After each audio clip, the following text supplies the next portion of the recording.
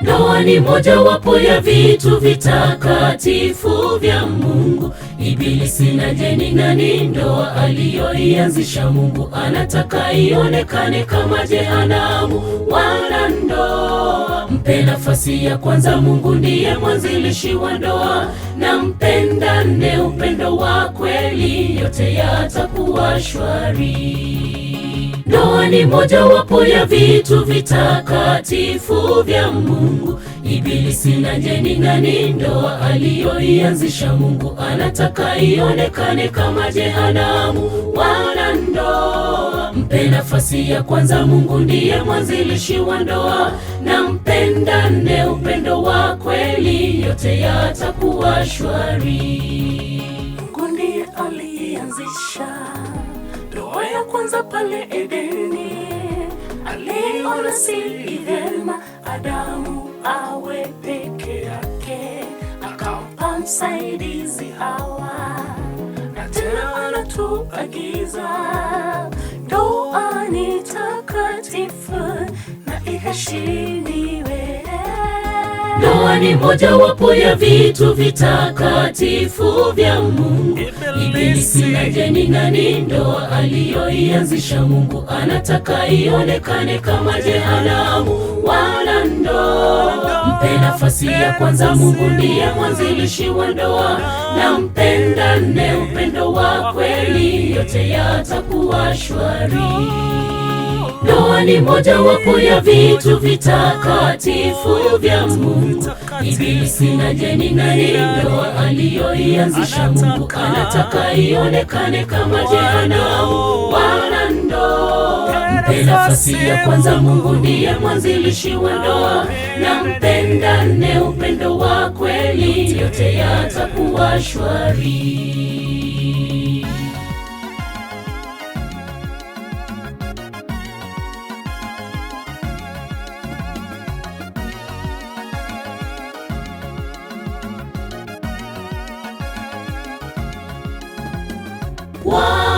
Wanandoa, tunawaombea baraka za Mungu.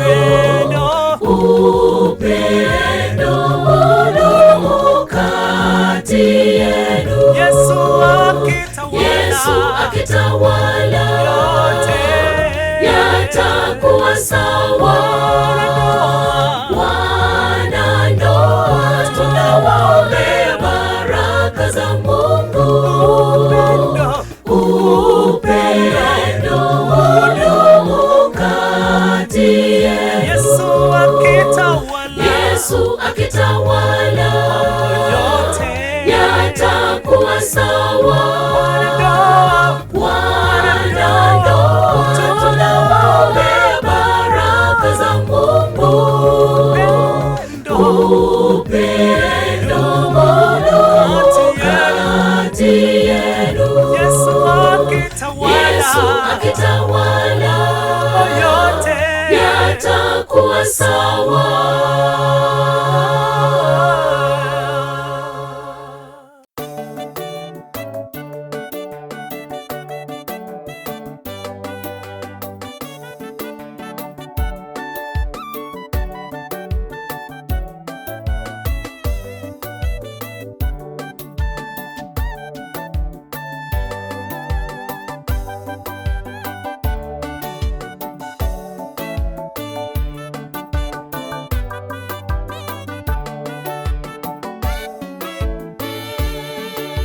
Ndoa ni takatifu, ndoa iheshimiwe. Chochote ambacho Mungu ameunganisha, mtu asikitenge, asema Bwana. Ndoa ni takatifu, ndoa iheshimiwe. Chochote ambacho Mungu ameunganisha, mtu asikitenge, asema Bwana. Tunawaombea mema katika ndoa yenu, ili muishi kwa amani. Tunawaombea mema, muishi maisha ya raha katika ndoa yenu. Mzidi kwa maombi katika ndoa yenu, mvumiliane kwa kila jambo. Tunawaombea mema katika katika ndoa yenu ili muishi kwa amani. Tunawaombea mema, muishi maisha ya raha katika ndoa yenu. Mzidi kwa maombi katika ndoa yenu, mvumiliane kwa kila jambo.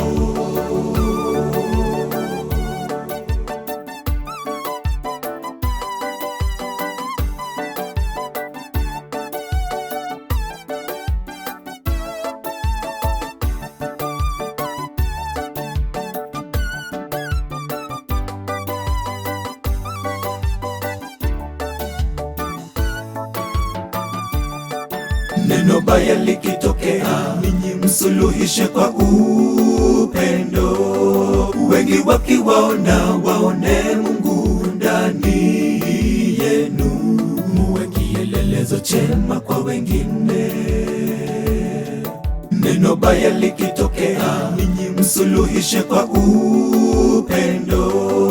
Wengi wakiwaona waone Mungu ndani yenu, kielelezo chema kwa wengine.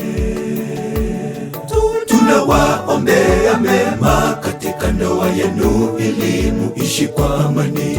Tunawaombea mema, muishi maisha ya raha katika ndoa yenu.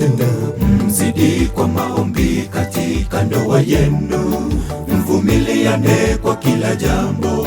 Tunawaombea mema katika ndoa yenu ili muishi kwa amani. Tunawaombea mema, muishi maisha ya raha katika ndoa yenu. Mzidi kwa maombi katika ndoa yenu, mvumiliane kwa kila jambo. Tunawaombea mema katika ndoa yenu ili muishi kwa amani. Tunawaombea mema, muishi maisha ya raha katika ndoa yenu. Mzidi kwa maombi katika ndoa yenu, mvumiliane kwa kila jambo. Tunawaombea mema katika ndoa yenu ili muishi kwa amani. Tunawaombea mema, muishi maisha ya raha katika ndoa yenu. Mzidi kwa maombi katika ndoa yenu, mvumiliane kwa kila jambo.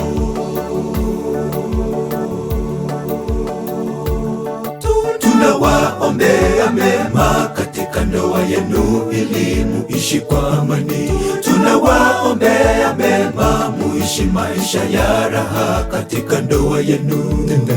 Mzidi kwa maombi katika ndoa yenu, mvumiliane kwa kila jambo.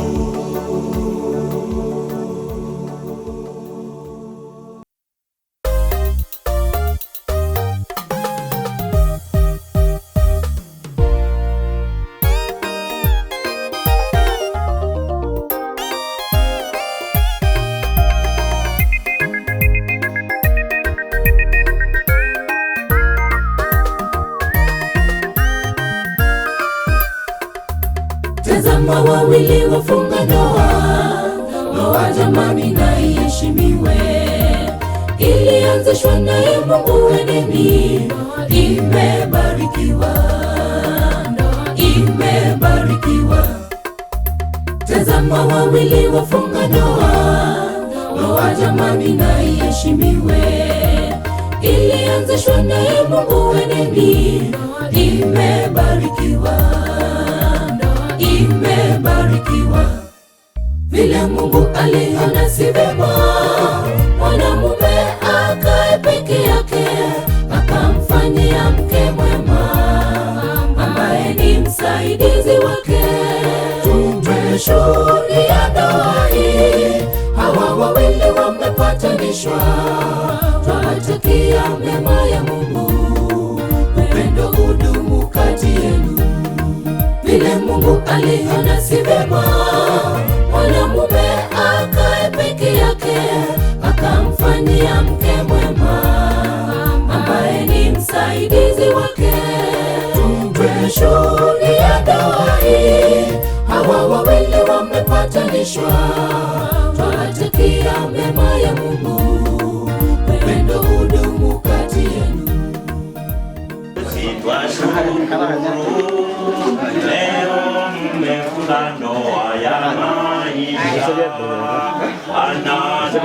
biharusi twashukuru. Polisi Joseph, sawa. Sabe? Como aquele que era do que legasse o Tom, tinha de salto ali, não vai bater nem que saço, bate no amo, aí não vai bater no amo. Como eu digo, salto ali, e como que eu digo, era tocar direto ao grupo, mas eu acho que Basi kwa sababu tumechukua muda kutuia radhi, lakini basi tunaelewa inapokuwa as we next prayers we are going. Igonta gete tobe kunambwango hasogo kwana make. Na make to kwana moja ninaanza kwa kukaribisha mzee wa kanisa. Karibisha kila mmoja hapa.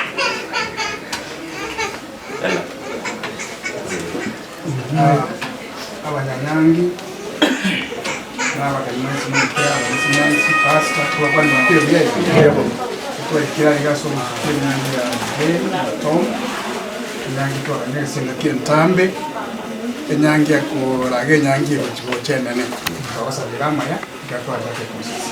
Amen. Bijamono sana asengencho tumuisha kutukaribisha tagete koleta abana bamwe Tom oyo omuino ateberinga nerimo asengi turabange bona omo atebani asa maiso igana yarebe tebenga neyemo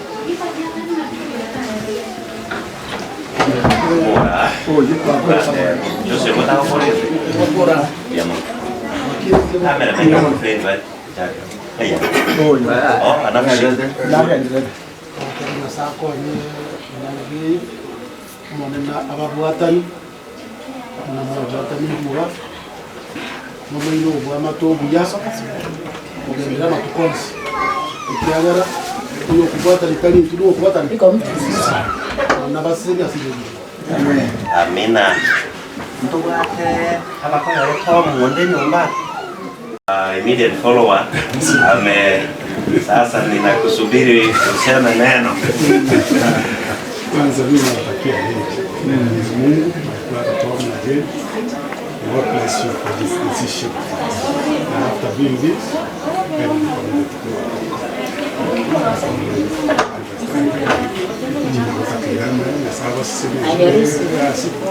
we committed to harus tunaya tu.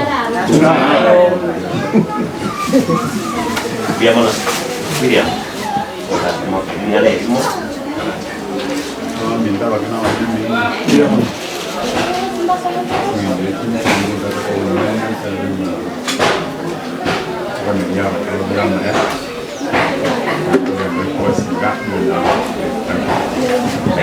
Abana baroji batom yasara yarote bali ekero atongo musacha asuko ngondo ende umuchaka naibe elifungo 18.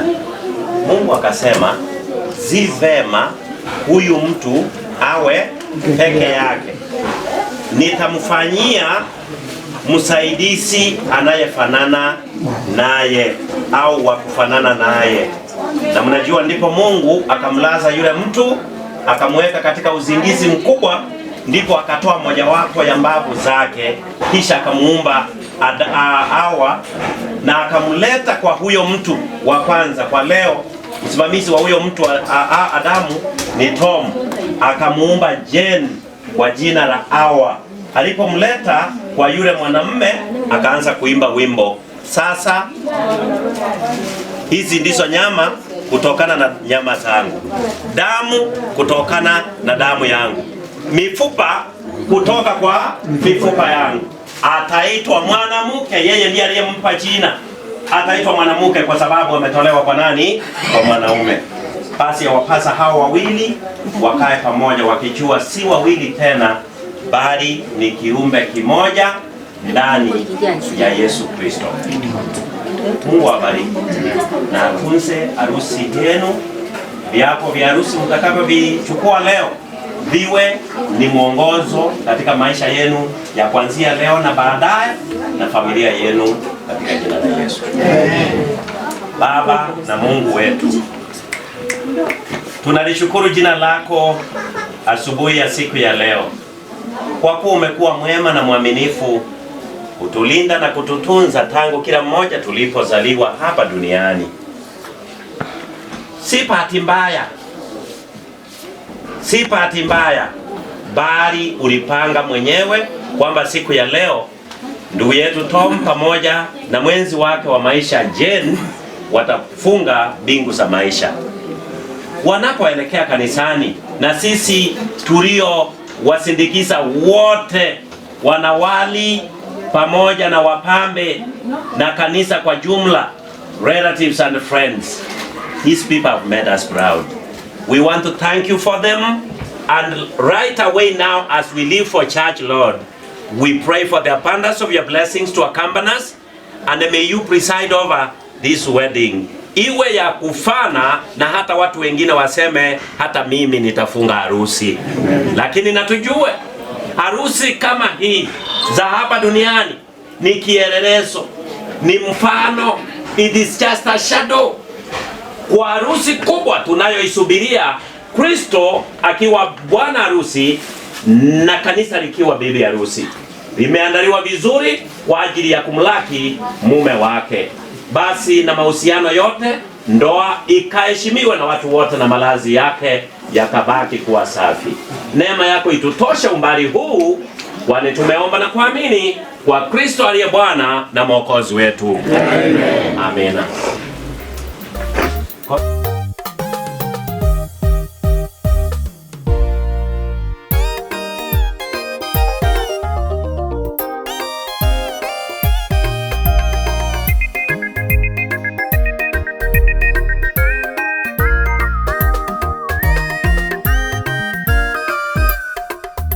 Tazama wawili wafunga ndoa, ndoa jamani na iheshimiwe. Ilianzishwa naye Mungu Edeni, imebarikiwa, imebarikiwa. Tazama wawili wafunga ndoa, ndoa jamani na iheshimiwe.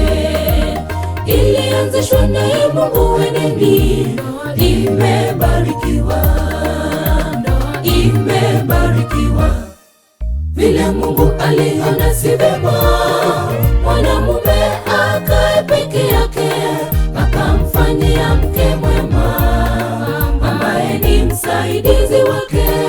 Tumeshuhudia ndoa hii, hawa wawili wamepatanishwa. Twawatakia mema ya Mungu, upendo udumu kati yenu. Vile Mungu aliona si vema mwanamume akae peke yake, akamfanyia mke mwema ambaye ni msaidizi wake. Tumeshuhudia ndoa hii, hawa wawili wamepatanishwa. Twawatakia mema ya Mungu, upendo udumu kati yenu.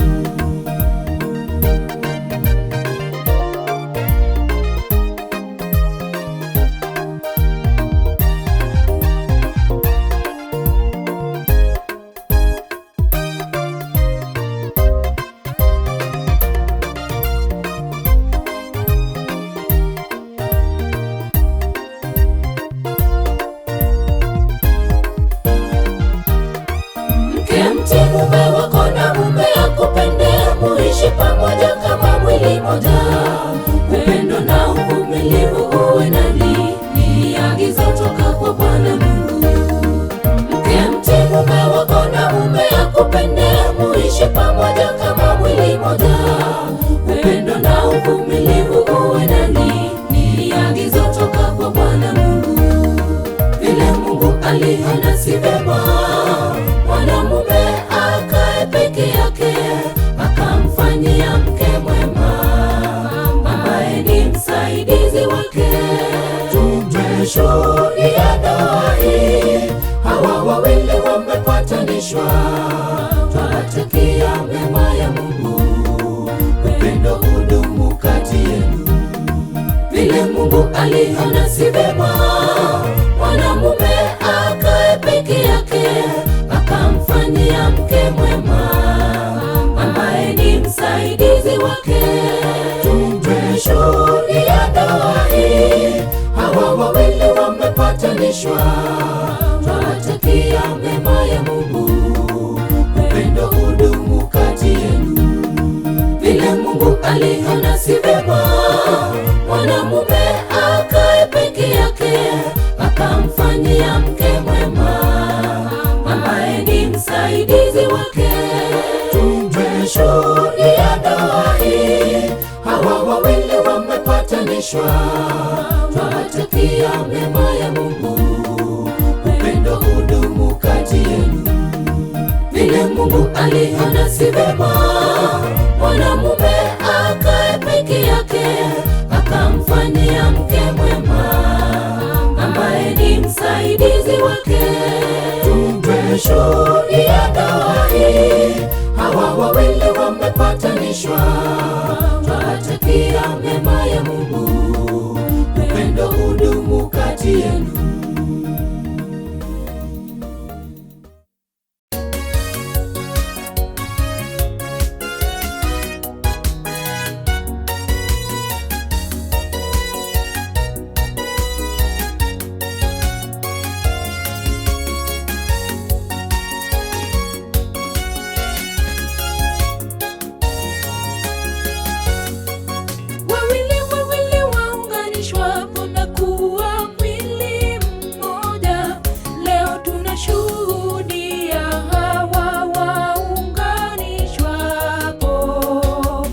Kilichounganishwa na Mungu, yeyote asikitenganishe. Ndoa ni furaha pakiwapo upendo. Tunawaombea mema, Mungu awalinde, awape amani na mibaraka tele. Mpendane, mpendane hadi kifo kiwatenganishe. Tunawaombea mema, Mungu awalinde, awape amani na mibaraka tele. Mpendane, mpendane hadi kifo kiwatenganishe.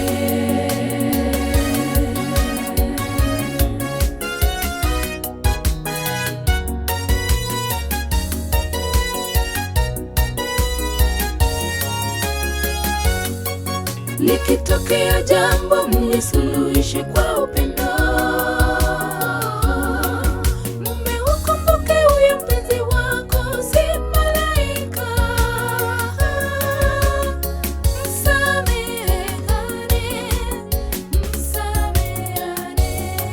Likitokea jambo, mlisuluhishe kwa upendo. Mume ukumbuke huyo mpenzi wako si malaika. Msamehane, msameane. Tunawaombea mema, Mungu awalinde, awape amani na mibaraka tele. Mpendane, mpendane hadi kifo kiwatenganishe. Tunawaombea mema, Mungu awalinde, awape amani na mibaraka tele. Mpendane, mpendane hadi kifo kiwatenganishe. Tunawaombea mema, Mungu awalinde, awape amani na mibaraka tele. Mpendane, mpendane hadi kifo kiwatenganishe. Tunawaombea mema, Mungu awalinde, awape amani na mibaraka tele. Mpendane, mpendane hadi kifo kiwatenganishe.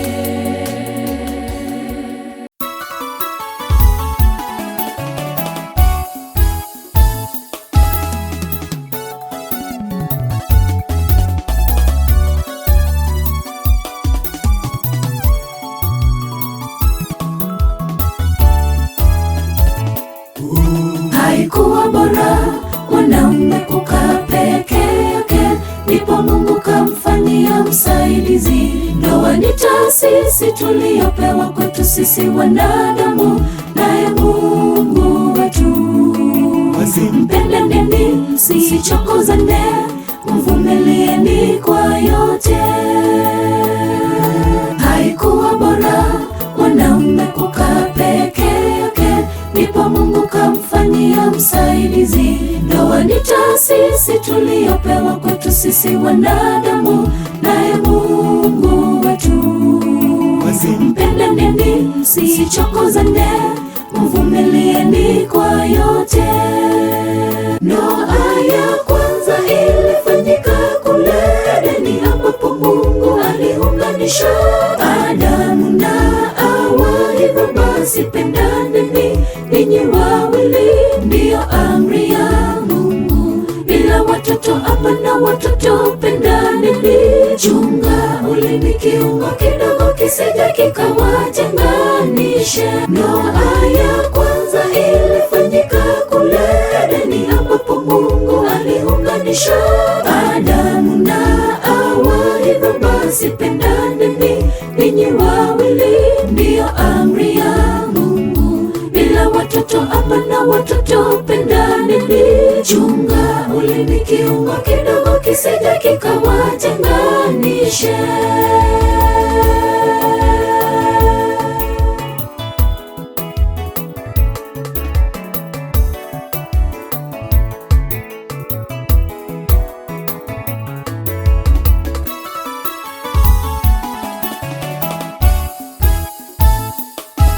Ndoa yenu iwe ni mfano bora, neno la Mungu liwe ndilo chakula chenu. Muishi kwa amani hadi kifo kiwatenganishe. Nyumba yenu iwe mbingu ndogo. Ndoa yenu iwe ni mfano bora, neno la Mungu liwe ndilo chakula chenu. Muishi kwa amani hadi kifo kiwatenganishe. Nyumba yenu iwe mbingu ndogo. Ndoa ya kwanza ilifanyika kule Edeni, ambapo Mungu aliunganisha Adamu na Hawa. Hivyo basi pendaneni ninyi wawili, ndiyo amri ya Mungu. Bila watoto hapana watoto, pendaneni. Chunga ulimi, kiungo kidogo kisije kikawatenganisha. Ndoa ya kwanza ilifanyika kule Edeni, ambapo Mungu aliunganisha Adamu na Hawa. Hivyo basi pendaneni ninyi wawili, ndiyo amri ya Mungu. Bila watoto hapana watoto, pendaneni. Chunga ulimi, kiungo kidogo kisije kikawatenganisha. Ndoa ya kwanza ilifanyika kule Edeni, ambapo Mungu aliunganisha Adamu na Hawa. Hivyo basi pendaneni ninyi wawili, ndiyo amri ya Mungu. Bila watoto hapana watoto, pendaneni. Chunga ulimi, kiungo kidogo kisije kikawatenganisha. Ndoa ya kwanza ilifanyika kule Edeni, ambapo Mungu aliunganisha Adamu na Hawa. Hivyo basi pendaneni ninyi wawili, ndiyo amri ya Mungu. Bila watoto hapana watoto, pendaneni. Chunga ulimi, kiungo kidogo kisije kikawatenganisha.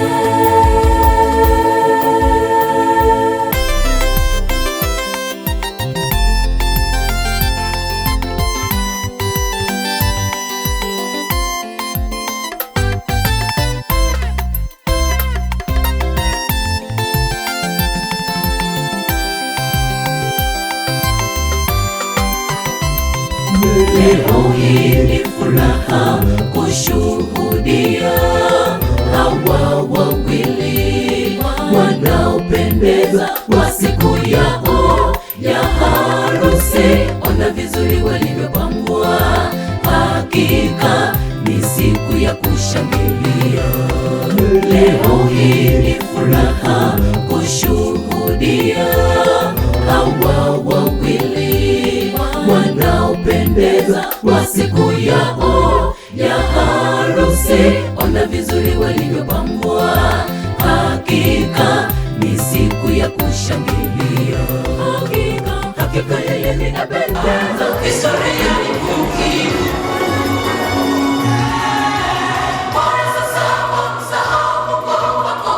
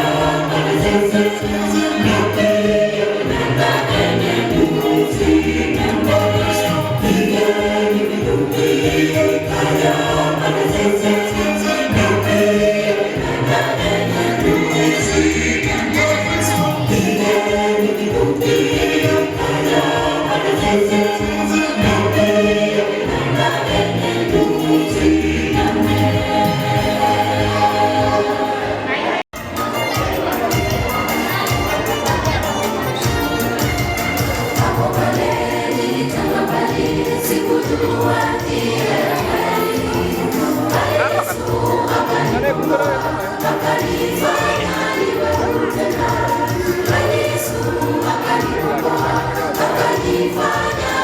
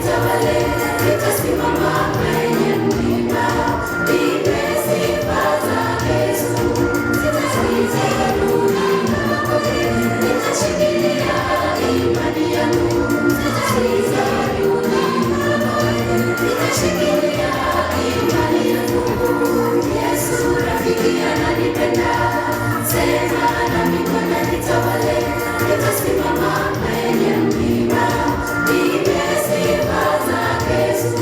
Sitasikiza nitashikilia imani yangu, sitasikiza nitashikilia imani yangu. Yesu rafiki ananipenda, sema nami Bwana nitawale, nitasimama kwenye mlima, niimbe sifa zake Yesu. Sitasikiza nitashikilia imani yangu, sitasikiza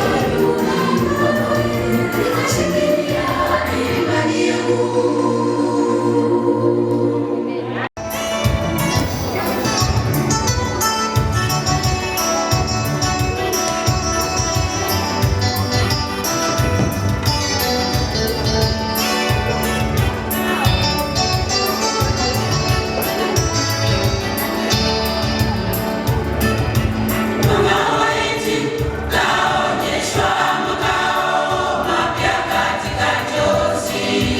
Kule mbinguni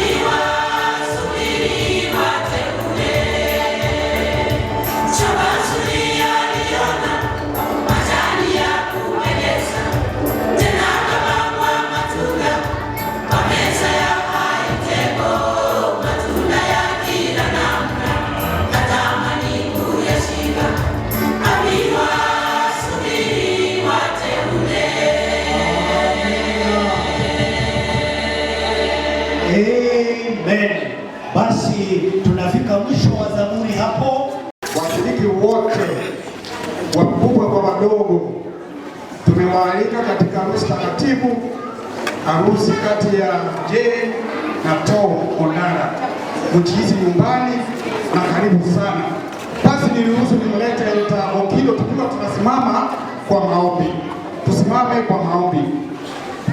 Mwenyezi Mungu, tunakuomba na kukualika katika harusi takatifu ambayo umeandaa siku ya leo katika kanisa la Muslims baina ya wanaharusi hawa Thomas Ondara na Jane Ravera, na tumekuja kusudia kwa sababu Mungu wetu, hii ni ishara kwamba tutakapokuwa waaminifu hata katika ile harusi ya mwanakondoo ambayo tunatarajia itakuwa yenye manufaa na ya kutufurahisha jinsi leo hii tutafurahi kwa sababu ya harusi hii. Mchungaji ambaye atakuwa ndiye atakayeongoza harusi ya leo, tunamweka mikononi mwako Bwana, uweze kumpa hekima na busara anapoongoza sherehe ya siku ya leo. Tunajua Mungu wetu utatenda mema na utakuwa nasi siku nzima. Ndilo ombi letu katika jina la Yesu aliye Bwana na Mwokozi wetu. Amen.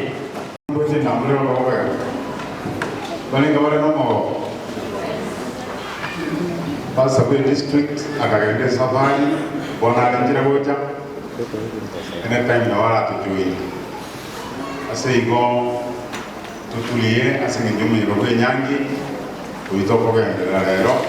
Kwa hivyo niruhusu sasa nimlete pasta ambaye atasimamia ataendeleza mipangilio ili atuchukue katika hatua hii. Pasta. Na wasalimu wana na binti za mfalme. Hamjambo? Bwana asifiwe. Tuna furaha siku ya leo kwa kuja kushuhudia harusi kati ya ndugu yetu Tom pamoja na mwenzi wake wa maisha dada yetu Ravera Chen, na tunafurahi ya kwamba nyote mmekuja ili kuwapongeza. Tunaanza kuingiza harusi ndani. Ninaomba matron wa mlangoni tafadhali ni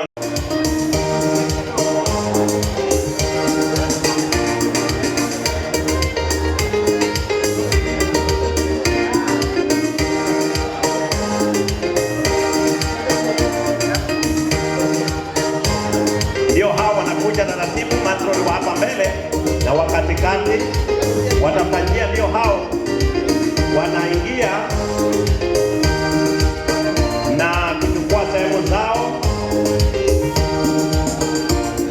Mungu awabariki kwa kuwa sehemu ya harusi ya siku ya leo.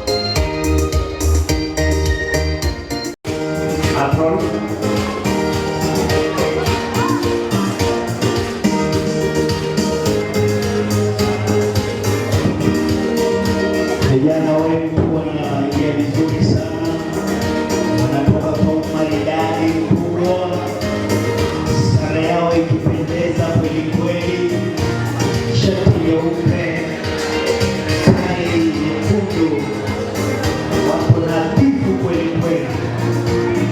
Asante sana.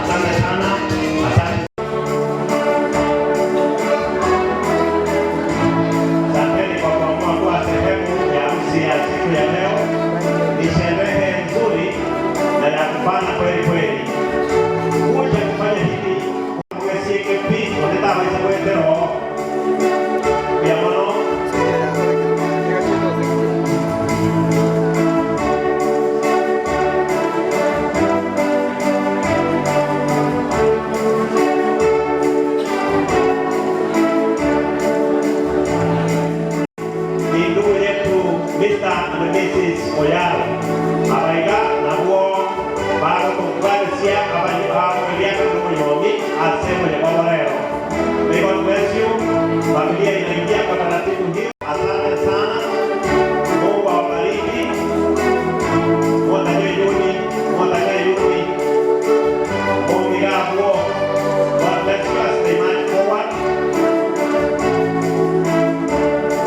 Thank you, Christy. Thank you, Diego. Mungu ali. Wabariki.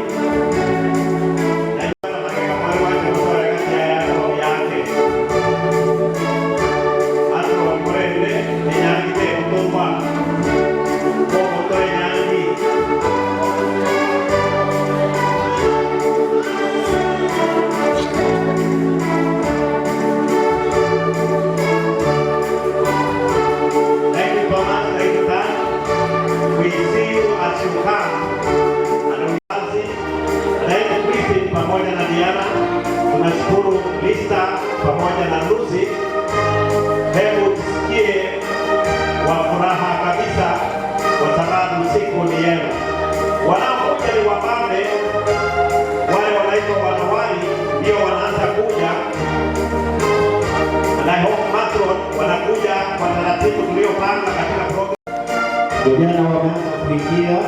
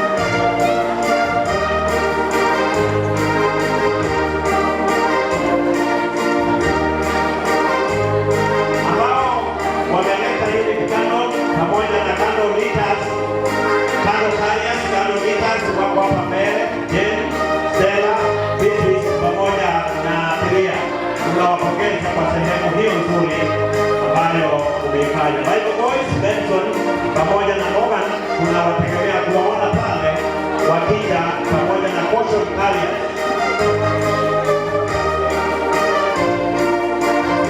Asante familia, imekaa upande huo wa kulia chini. Asante sana.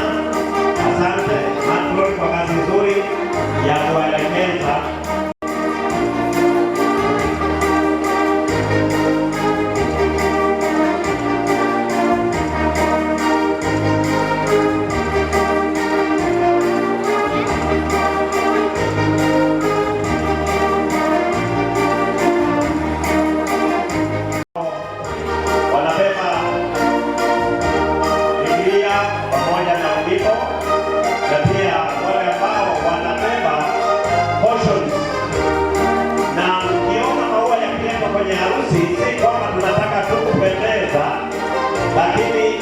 Tangazo dhahiri ya kwamba maharusi wetu wa siku ya leo, tabia zao na mguso wao uwe mzuri sawa. Na waona pale wanakuja kwa taratibu, wanakuja kabisa kwa taratibu.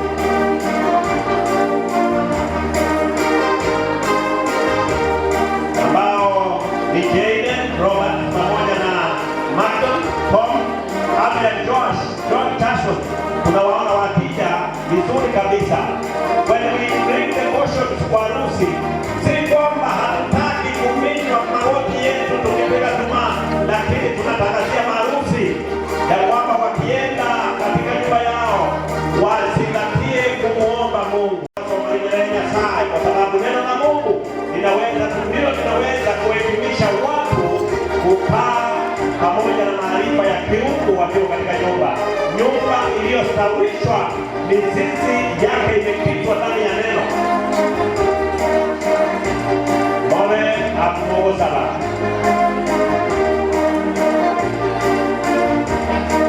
Ninaona Brenda Kennedy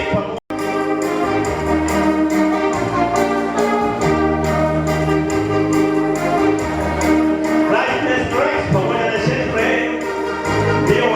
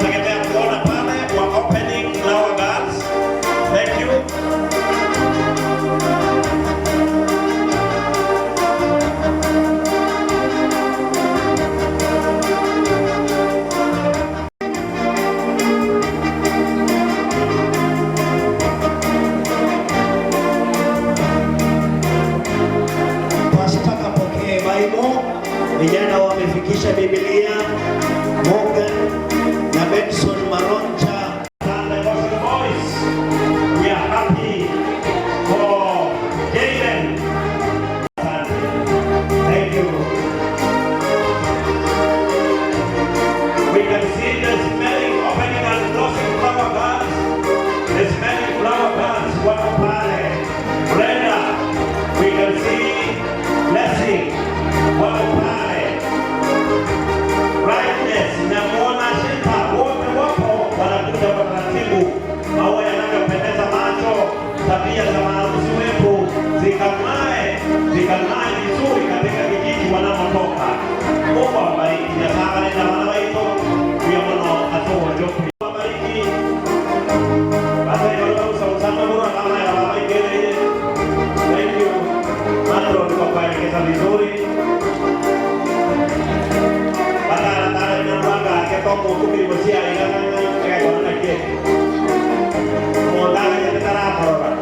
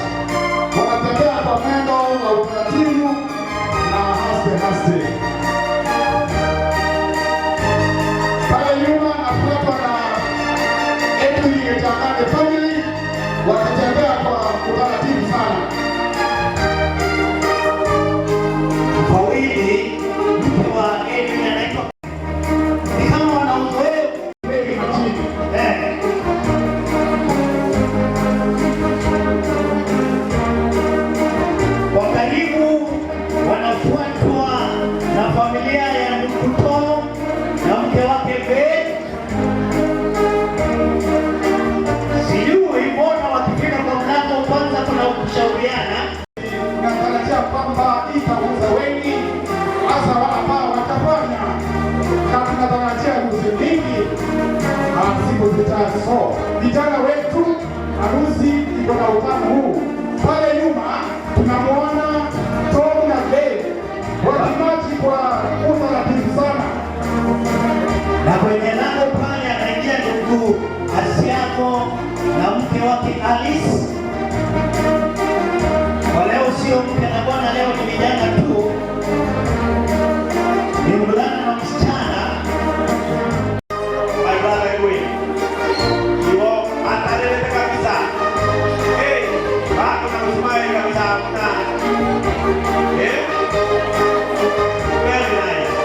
Now smile and tabasamu.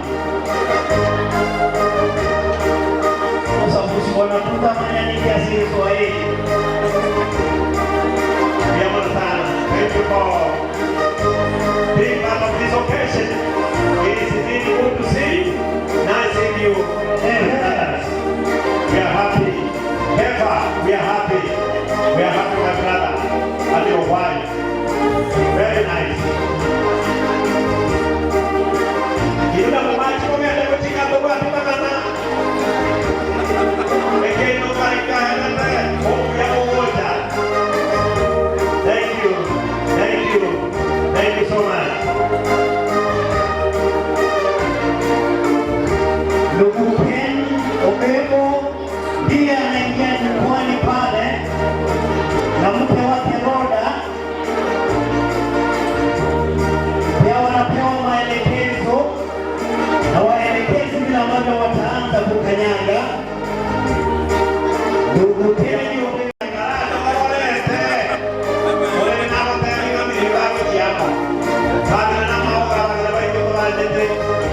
we thank you for being part of us, for making us proud. And if not been for jail, we would not be here. God would not be happy. Thank you. Thank you so much. My brother Paul, thank you. Paul, I see you. Thank you to your wife. Oh, Chapinya.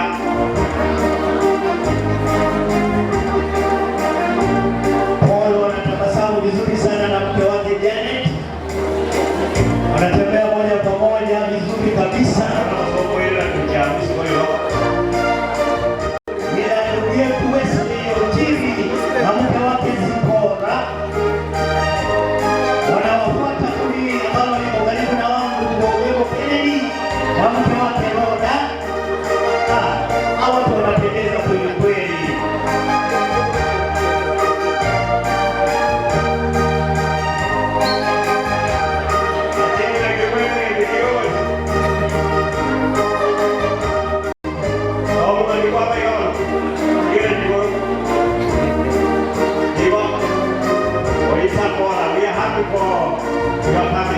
Hata ukiboreka na kwa mguu sijali.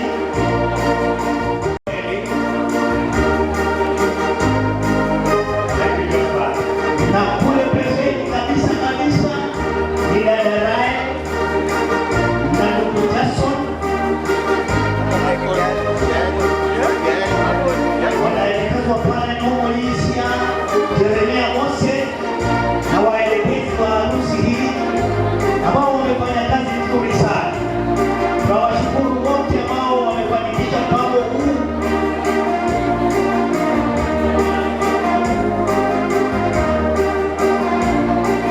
Cheza kinanda na kushukuru pia, unaleta saburi nzuri nzuri ambazo zinaleta utukufu kwa ajili ya jina la Mungu. Wesley, tunakuona, ubarikiwe sana. Tunakuona kabisa. Ndugu zetu tunakuja vizuri kutoka pale nyuma. Mlangoni anapoingia sasa ni ndugu yetu Gideon Musano na mke wake.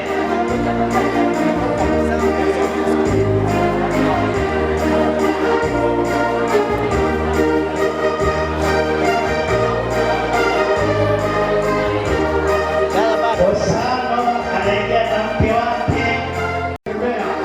Wako na furaha sana. Pale nyuma pia tunamwona katikati pale Ilekene Jorogo akiwa na bibi yake pia wakimachi kwa utaratibu wakipata na Wesley.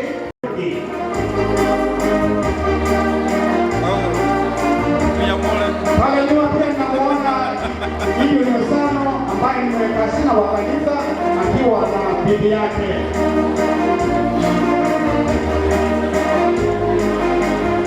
Wale ambao utafanya harusi, hii ndio utamu wa harusi. Mtayarishe kufanya haraka. Wale ambao utafanya harusi ni kweli kweli. Vijana wetu, njia ndio hii kupitia kwa harusi. Hakuna njia mbadala, ndio hii tu inakubalika machoni pa Mungu.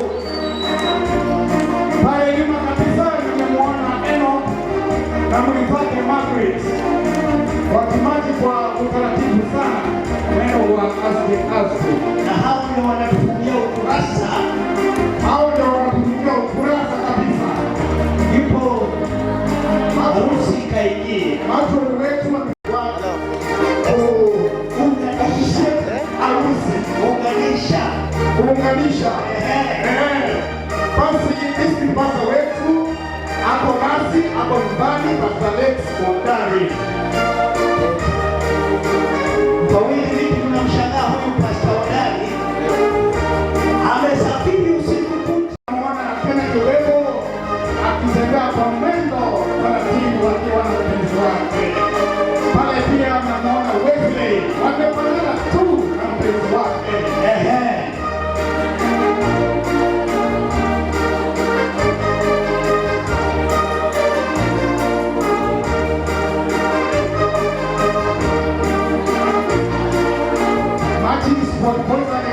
Hakuna mtu anaketi, tunasimama mpaka harusi. Wengine wote wamalize. Hiyo ndio utako wa harusi. Yaani watasimama mpaka pale watakapoambiwa sasa keti. Kabisa. Pale nyuma ni Enoch na Mama Margaret wakifunga ukurasa. Mfawidhi, pia tungependa kushukuru kanisa kwa sababu limetusaidia kwa parefu sana kufanikisha harusi hii, na hata hao waliohudhuria waone vile wametulia kabisa bila purukushani yoyote, yaani maika anasema anatoelea.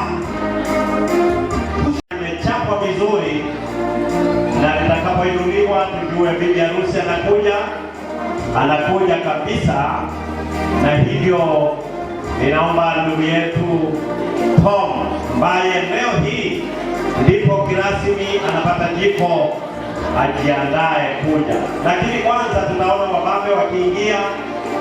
Mr. and Mrs. Oyaro, hao Colombia mono, please welcome. Na ili waloite angea, mwira neno wanye 24 iga. God bless you. God bless you. Here to celebrate with our brother Tom and the wife. We thank you. Manyaiga inyaki ewo korwa watebia oria ochiete kare kwa nyotara manyomorangu moronge ng'andu atambogete apua. Kwa hivyo kama uko hapa na unakaa na mke au mume na hujafunga mbingu za maisha, ngono sio osani kale cho osani omwaisanire osani lero rwaire tomo orugo osani me lero igana kwa kitarikachike ngono Mr. and Mrs. Na mtu fulani anaweza kuuliza ni nini tofauti kati ya harusi inayofanywa kanisani au kufungwa kanisani na ile inafungwa na the Commissioner for Ops katika Attorney General Chambers. Inaambia besides kwenye cheti cha harusi inapata kitu tunaita legal religious binding ambayo ni blessing ya mikono na kuwaombea. Kwa hivyo hongera sana Tom kwa hatua hii pamoja na Jane. Umechukua, Mungu awabariki. Unapokuja wabambe ndio hao watawasubiri. Pata na hiyo mfano akiwa na Isabella mume wake. Leo ni siku kuu ya harusi kati ya Jane Isabella na Tom Ondara.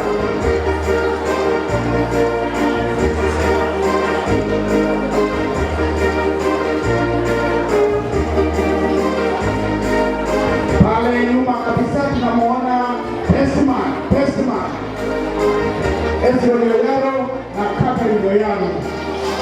Hiyo inaashiria ya kwamba bwana na biharusi wako karibu kuingia. Basi huyu ni Gideon Osano akimaji kwa utaratibu sana na wakati wakiwa na bibi yake Isabella. Na pale nyuma, pale katikati ni Enoch akiwa na mpenzi wake Margaret. Na wanafanana tu, hebu watazame, wanatembea kwa mwendo wa aste.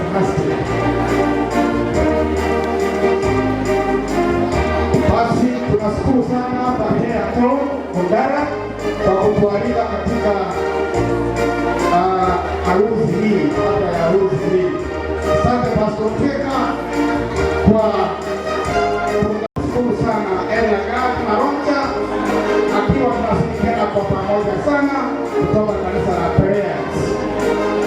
Pale nyuma namuona yule mtoto akibeba pana ikiashiria ya kwamba tuko tayari kupokea bwana na bi harusi. Bango linasema bwana na bibi harusi wanaingia. Bwana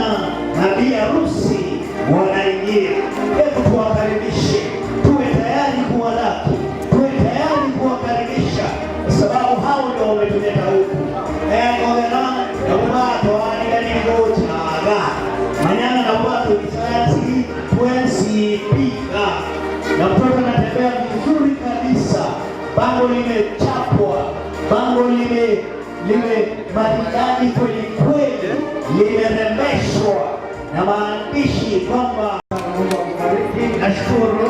Basi kutoka kule nyuma kabisa kuna watoto wawili subiri na ndio wanarusha mawe, smelling flowers. Kuna wasichana wadogo sana wachanga wanakuja kwa anaitwa Kimberly, yanafuata wanapendeza. Wale watoto ni wapendanaji, na harusi wawe tayari, kwa sababu tutakapomaliza hilo wapendeza. Asante sana, Mungu awabariki. Kuna watoto wanakuja kutoka pale, mmoja anaitwa Kimberly, wa pili usijapata jina lake, kutoka kule nyuma wana maua na hakuna anayeruhusiwa kufanya hapo juu. Sasa hivyo wanasafisha njia, tena mtu mwingine kuja kukanyaga njia kabla ya maharusi kupita hapo. Nakumbuka harusi ni mapambo kabisa, kwa maana hatuna haraka, tuko hapa. Je, watatuambia na toa kama wana haraka, wewe utaenda ili tutoke, wewe utaenda tutatuacha, lakini kama hawana haraka basi tusubiri kabisa kabisa.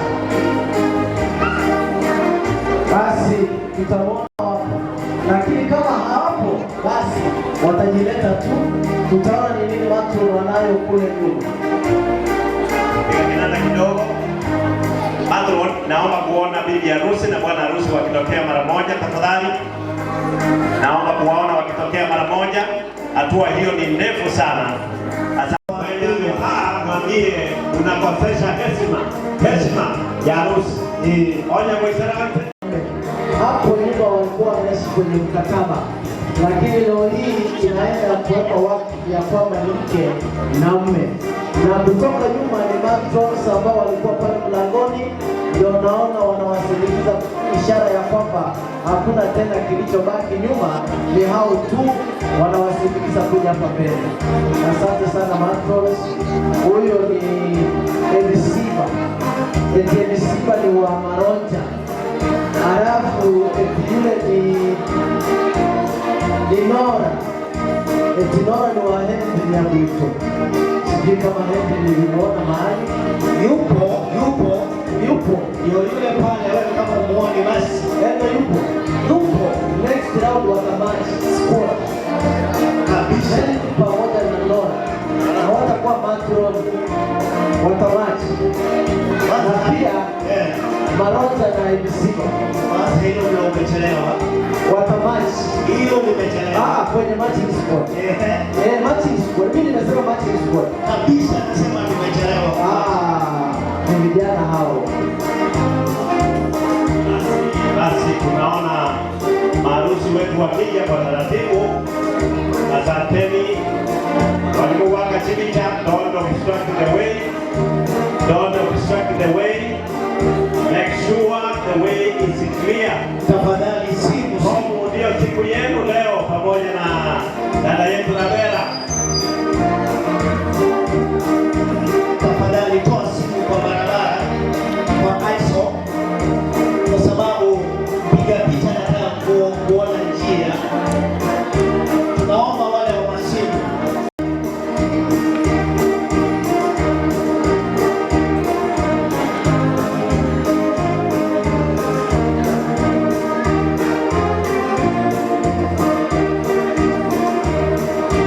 Asante sana, ndio hao bwana na bibi harusi, ndio hao wanakuja kwa taratibu kabisa, wamepiga luku na wanapendeza.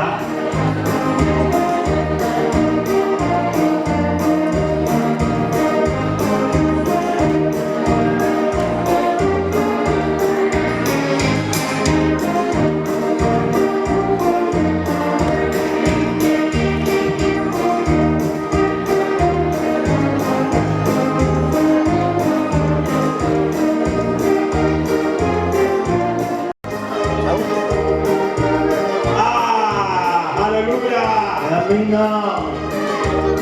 Momento por ahí, momento que va a cambiar. Momento por ahí que tú ves que Bwana ng'ombe yamo. Awito na bana to patay mo ba? Ini sosa.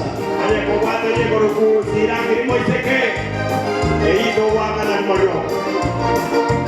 Hakika harusi kapamba kweli kweli. Ilu mo isa ni do wanga. Very good.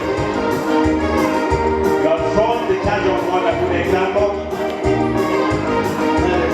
Na ile bora kama sema kuanga bakaka soka sokia manana raya. Hakimo ikaransa. Lakini sema sasa ni na moyo pa. We are there to support you. Hapo hapo, hapo hapo, hapo hapo. Hapo.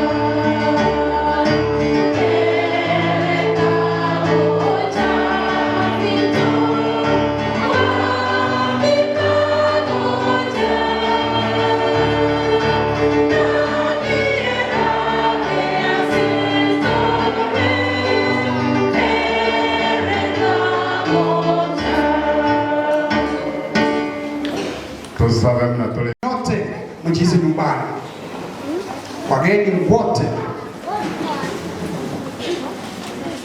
na kanisa zetu ambazo zinasumbuka hapa, kanisa ya Sunside na nafikiria kuna members kutoka pale Kibirichi, Tereans na kuna Nyabisiongororo nafikiria iko hapa, Tendere iko hapa, Mangere iko hapa, Nyamioho iko hapa, na wote mjihisi nyumbani, mmekaribishwa sana. Lakini ningependa kutambua hawa Mangere Dorcas wako wapi? Wasimame watupungie mkono. Mangere Dorcas.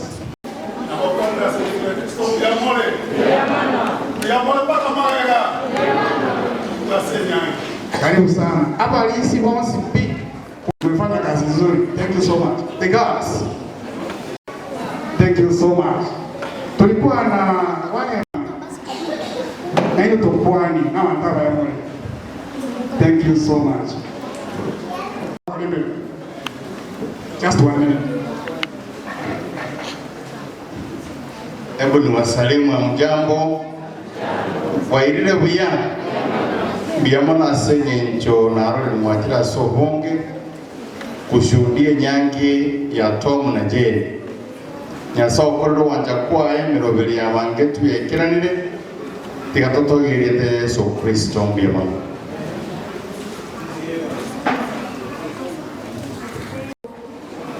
Naamini atawasalimia na hapa alikuwa anafanya nini. Asante sana mzee. Kanisa mjambo. Ninafurahi kwa sababu ya harusi hii. Mimi ni mzee Joseph Okindo Marongo, nasimamia stewardship katika kanisa la Good News. Na tulikuwa katika maandalizi hapa mbele na mchungaji. Karibu sana. I'm sorry I forgot the pianist. Tusalimie. Na pia nimesahau our master of ceremony, a gentleman, a beautiful gentleman. Where is that gentleman? Kuja. Akwali itarasa haki kwali kwa mkila tiki mwana. Aina raso ile musisi wiki anakikumi na karibu sana katika harusi. Wingi. Usaiko Eldomosa anafanya kazi nzuri. Tukiwa na afra yoyote kila mahali. I think this is one of the best elders we have around. Atusalimie kisa mbele pastor wa district atuendelee. Aliyekuwa anatambua wengine ni Unyanja Ruben, wewe wasalimie. Na itakuwa yango okobokenda tingima. Thank you so much na karibu. Buyamule. Mulema mogo. Marieta Mwayibule William, Mokonyo Pasa we district na ndo mulisia wekanise mahata we kusancha. Bono diga gante ke poira no ko moneta pasta egere nere atolete mzuri kwa biamo. Basi nashukuru Elda William na wote ambao wamehusika katika harusi ya leo. Hebu ni wasalimu hamjambo. Mbiamole. Kwanza wacha nishukuru Mungu because I traveled to Nairobi on Thursday. Kuna harusi tulikuwa nayo pale, tumeunganisha jana, hiyo harusi imeunganishwa jana. Tumeanza kutoka Nairobi saa 10 kasorobo. Tumefika na harusi hapa mwendo wa saa 5 kamili. Na harusi tayari tumeiacha nyumbani kwa Pastor Evarist Nyamwea, ndipo nikarudi mbio sana ili nifikie harusi ya Tom pamoja na Jane. Wanapendeza au hawapendezi? Wanapendeza. Naomba hawa vijana wasimame. Na watemurukua Mungu. Pastor Tweka, naomba uombe hawa. Wana kasoro moja. Hawaimbi kanisani. Simukubali hii iwe kwaya advertisement kwaya katika camp center ya Ogembo. Ni wangapi wanakubali? Paka waisekewa hapo atebili katika iwe kwaya ya Amo. Tuna makambi mwaka huu. Esuti iko igorani. Etaye yango kisasa. Enye mugati. Kulaki onibate suti kulaki nibate. Etaye nesha ngoli. Ili tufanane. Na practice inaanza. Leo hii tutakapomaliza kutoka reception. Andrew ako wapi? Yuko hapo, inuka stumi yuko hapo. Bono ejukumu eje tima jengi. Tuchake wono ina. Umeunga mkono.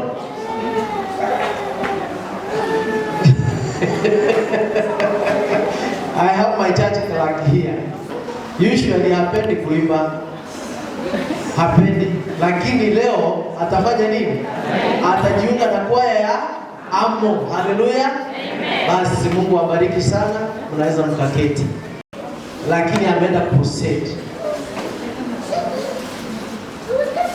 Alikuwa last week, alikuwa master guide pale Nyangusu. Moja kwa moja kwenda crusade. Is the associate pastor attached to Sunshine. Amewasalimu hapo. Thank you so much Pastor Karibu.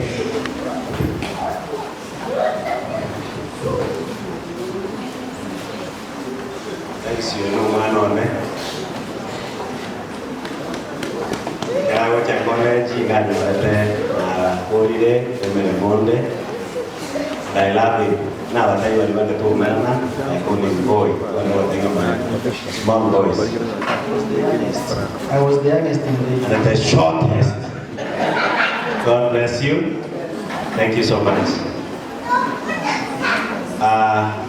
Frankie tari yo to yo chiamo. Amaisa ne bro ya ke. Ikitika ewatete abaochi abambaba nabakione igotware koru 850,000. And I was given an ultimatum of 6 months. If I could clock 1 million, then we could subdivide 10 million. Before 6 months lapsed, we clocked 1.35 billion. We subdivided November as a district. Ngatigara na tendere, ngatomo mwashieti yaona gachakaiga, Pastor Joey. Ngatigara tendere, chika bisenta isato, chiarenge tendere. Mangere, amo na Kenyoro. Later on, we subdivided Kenyoro, it became a district. And then I remained from the 23, ngatigara nechika isa. Ichiarenge tendere nyane moringam omosasa getuki amone namba. Today as we speak, ogembo ya iboire ya visiongororo. It's a good work. And if you combine abantu baba isiruma bayiboiru itagano matoko kinawe kanisa na abantu abange TMI chigokoro. And the giving has gone over 2.5 million. From 850 we grew to 2 million. Now you are in 2.5. Omo takara ibira bana bange no nyana embodi kara ya gotire na kya ko. Ko iruwe chinchio yo na mwa kwa be. Ai jenga ta runga bono kwa kai bora district disano. Bono genda na ni kana re kanyenyu aso kwa we transfer. I'm so happy niko tu mitaa jirani hapa Wabasi and we are doing well. To sabere ekiagera na aro na kutoka asente the district na nyore chikadisa isano isato chiavere kianda nesa school na eleko yurande after the end of this week. I met them giving 210, the highest. We have gone to 570. Last month we were in 940. Omoyega, enyangi iyero moyega, oyore eshado usomana ngari when men nene eye Kristo agocha kunyomekera kuirana. Na kingo kwa naringaneri ni wotakete gosaba manye kulitewa.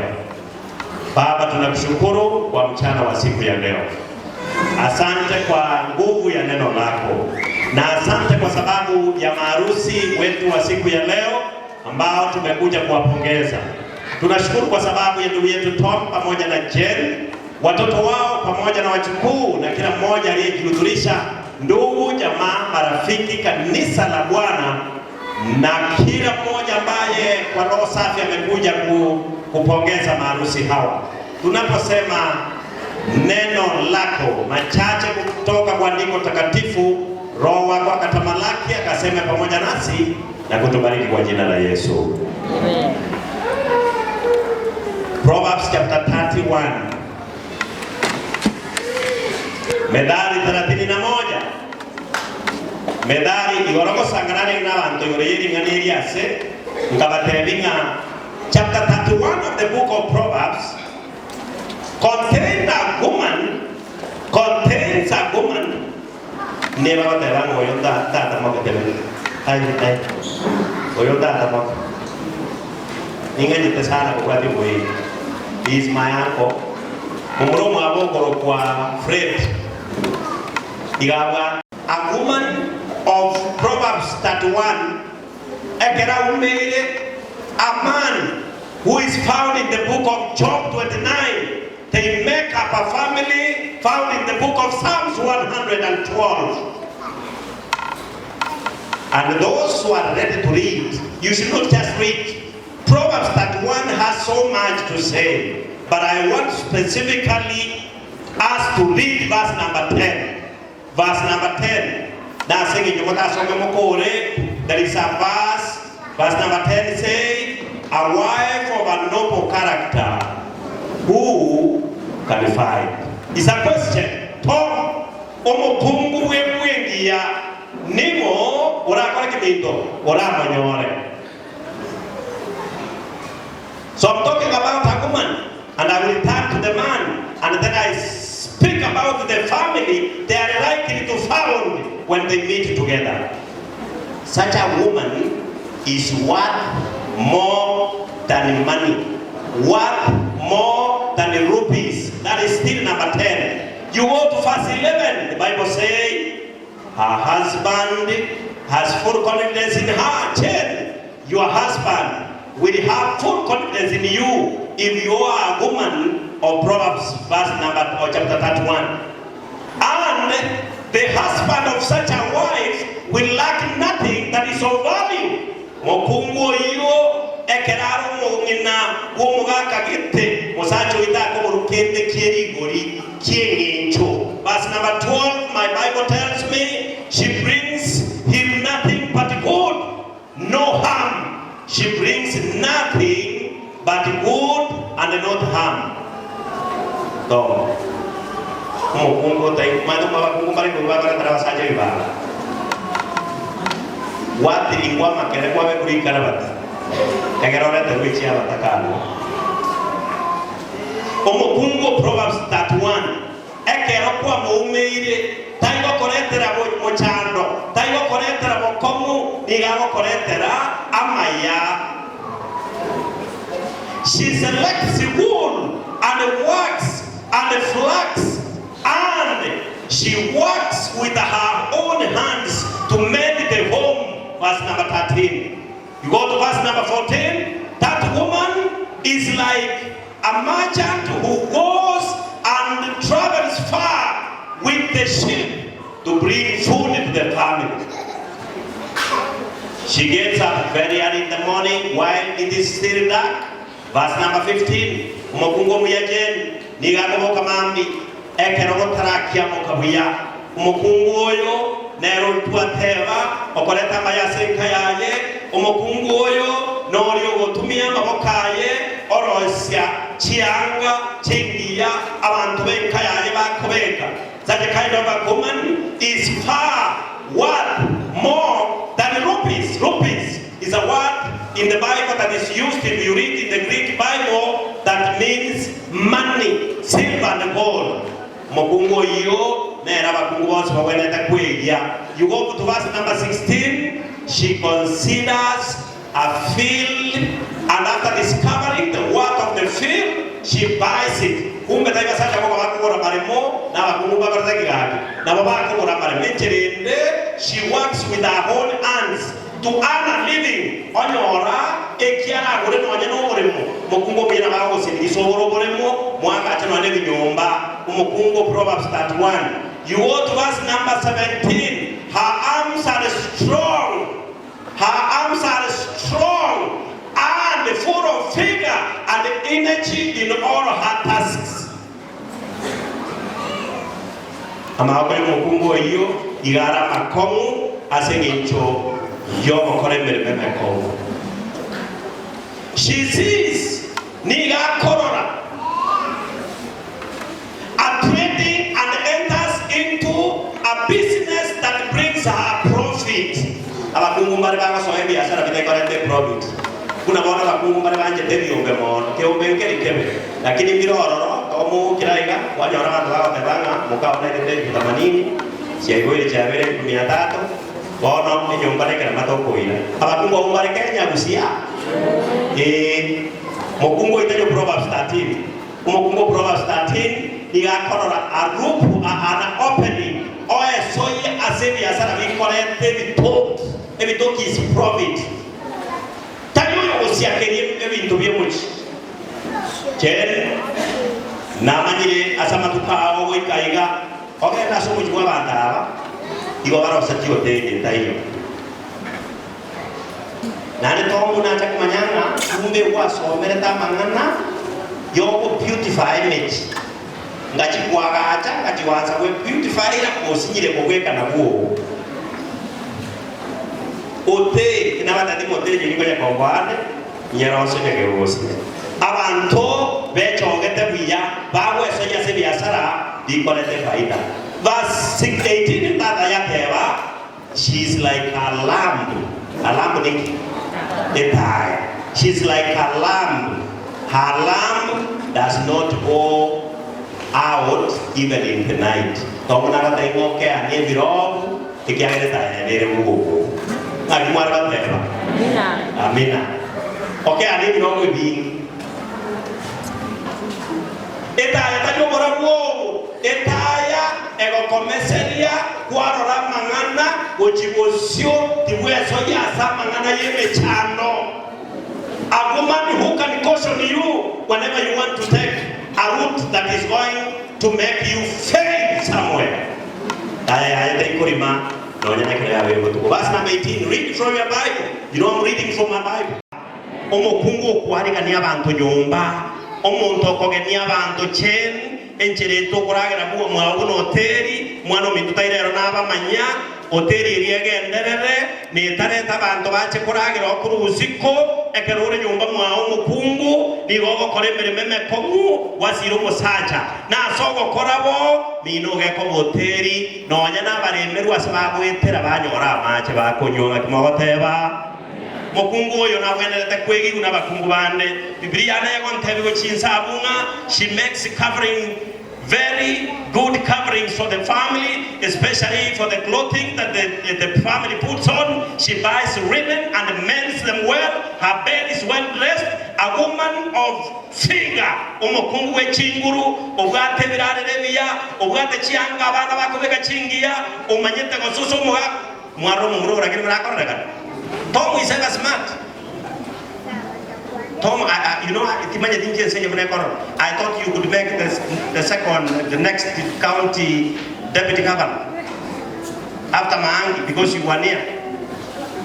If people were to be chosen out of stature and looking, I could recommend you. That is the work of a woman. Yes. Abakungu baba na dada urago sunene yanga nyamupiro wege tege kiyekia. Abangina mama ito weso, lakini kama ito sumu yako. Look at him. I'm talking about a woman.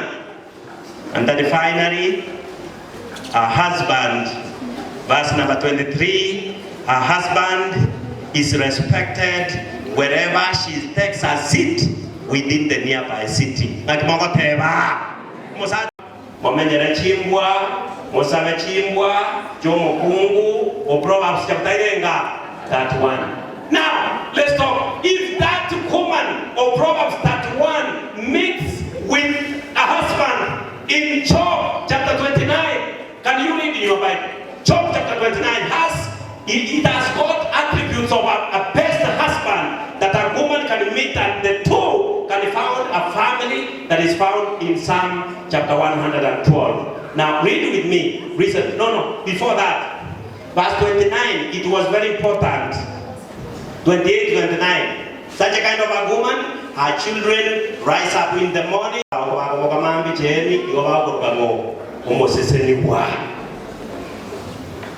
The husband,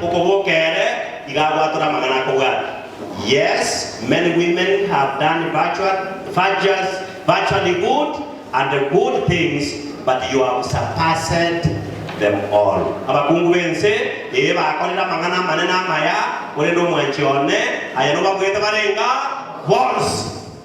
Mangana maya usama be. Chapter 29 of the book of Job. Listen, Chibujo Mosacha. Ogwenete babera seke nyoro. Omosacho yo, verse number 12. Chapter 29. A man who is ever ready to deliver up the poor and wipe the oppressed tears. A person who is ready to deliver the poor and wipe out the tears from those who are oppressed.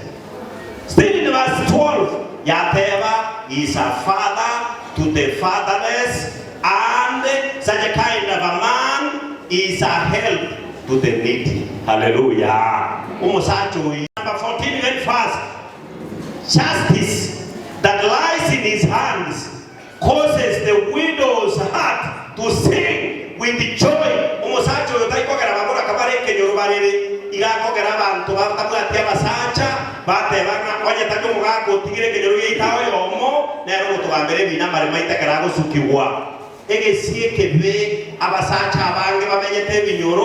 no nyane kanisa na bako konya bakora kako sabako chingo chao bakora abako kera bakora kabanya kore.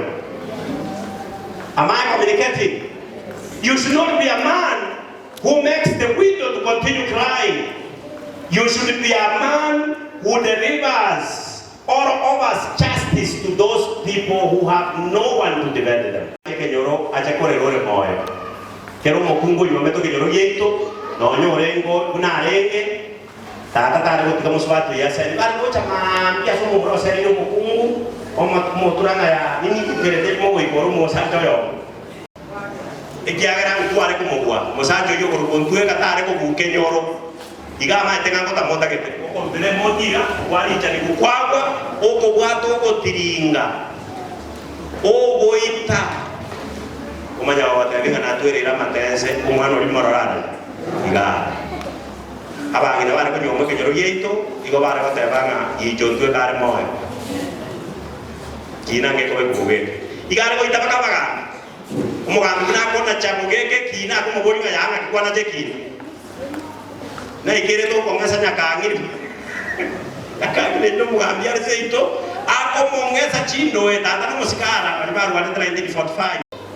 His justice makes the oppressed to sing with joy. Tom Obo Musachoyo, verse number 15, is a man who is the eyes to those who don't have eyes. Hallelujah. Okobe eriso asabata koretika aki patamwati ekere bukwe batebanga is the eyes to the blind.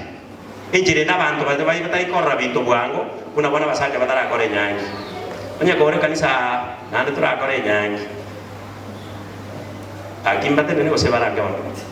Etiga barate nena. Babugati tom, yani tom no batamanto batara kore nyangi. Tena. Bateri batene. Batene no tene woga. Sai bosi abago. Bari como tara kore ke ndone kana kore ke. Kore chani tena. Tena ba. Ose ono mbarangalia Maria tata ni mama. Bateri ya batene kai. Ya era kwa bateri njera. Ka kitenena mo so kinande chkwachera. Oyo moyo ma bia bono sana. Thank you. Oh. Thank you. Okay. Anyway. Okay. Good. Thank you. Batare ko na pata ton ko le ro le tenena. Dai moso ku ta ko nyangi dai moso ko Otene no na ro da bas. Ni mo mai. Ba le ba. Ona tena yo na morego. Tomu obeire risa semore. Ka kyonya ko watu mondo. Mbaka taba. Bara na ba. Bantu baino musembacha. Ka kyo ke no mosorore. Ngora. Como te vinga tomu obeira maisa sende. Ege to ke yakora kerekyo kinde moyo iga isaranza. Na injeko ke korande. Ngaki mogo teba. Yani omuntu watenjera ase bintebia. That is what Thomas done, and I know there are many more. Don't shy off when called to stand. A man of Job 29 verse number 18, the Bible says he is a man whose days will be multiplied because of his usefulness, and his years will be as many as the sand of the sea. Hallelujah. Umuntu igakomento matuka mange egeranya koberisa ase binte biye kenyoro abaga konyo mutagete komenya mobwa atichi mbucho mogaka orase Job 29 verse number 12 to 20. I want to wind up from this man. He is a man who never withers. My Bible puts it this way: his roots sprouts out and gets into the deep sea, and he is a man planted near the river. Umuntu sumekiranga na roje gomore yaya umuntu iyo na abere getare igoro emeri yaye ko ge dance ya extract water ya gero umuto yo gendra korereta ebukwego tebanga. He never withers. His leaves continue to flourish. Amata ya ko gendra kona korereta akiyo gera tomure kabiri tomo to ko ya misini natal which moy to yo so kasikisti ba oisile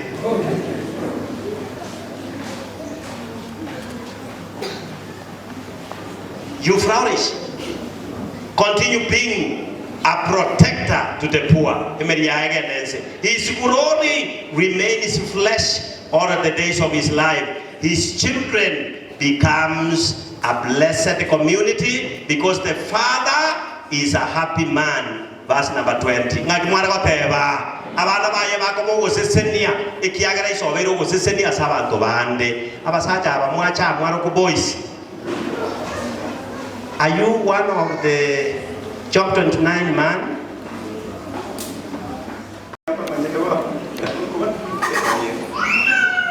Would you please pray that God make me to be a man of Job 29 so that my roots may go deep down into the soils and continue sprouting them ataakine ofraurishi umoinoaroke abana bawo baba baseseniwa ikiagara kwa beiro yo gusesenia kinga chinde bayo digamateri to koyo konyanyansa abantu nagamuka muromino to nyanyansa chindakana to nyanyansa ababuraka to nyanyansa abakristo bamino to nyanyansa yo choir members todo mundo okogera abantu barira mariga asogo toke gekundi biamani umanyire moyo igakwegerereza ku. Now if the two people, chapter 29 of Proverbs, a man marries a woman of Psalms chapter 31, what kind of a family will they found? The book of Psalm 112. Read with me verse number 1. I have been reading for myself because I wanted to move fast. Read number verse 3. Aha, nyumbani mwake una nini? Soma baba mwana mweke ndeke tata mwabwate, mweke ndekyo ikiagara maega aria bantu batete koigwa. Ine nyombe barosibwa no musacha o Job 29 no musacha mukungu o Proverbs 31. Nyumbani mwa watu hao kuna nini? Maandiko yanasema nyumbani mwake, nyumbani mwa mwanaume huyo na huyo mwanamke aliyeoa, kuna utajiri na mali. Kuna utajiri na nini? Na mali. Endelea. Na haki yake na haki ya huyo mtu yakaa milele. Inakaa siku chache. Milele. Ngakiateba milele. Verse number 4. Nuru uwasukia wenye adili. Abantu bunabo borabunigo boko baikera. Wenye adili gizani. Anafahili na huruma na haki. Ekiagara bantu batamabera no boronge. Oborabu boko baikera. Verse number 5. Heri atendaye fadhili na kukopesha. Na sasa ni mondolyo wakoro oboronge naendo okorua. Atengenezaye mambo yake kwa haki. Umuntu yiga akora mangana yaso boronge. Oino musacha uri na mukaye babwatanire babere abatu asoma chimbu cyabo. Verse number 7.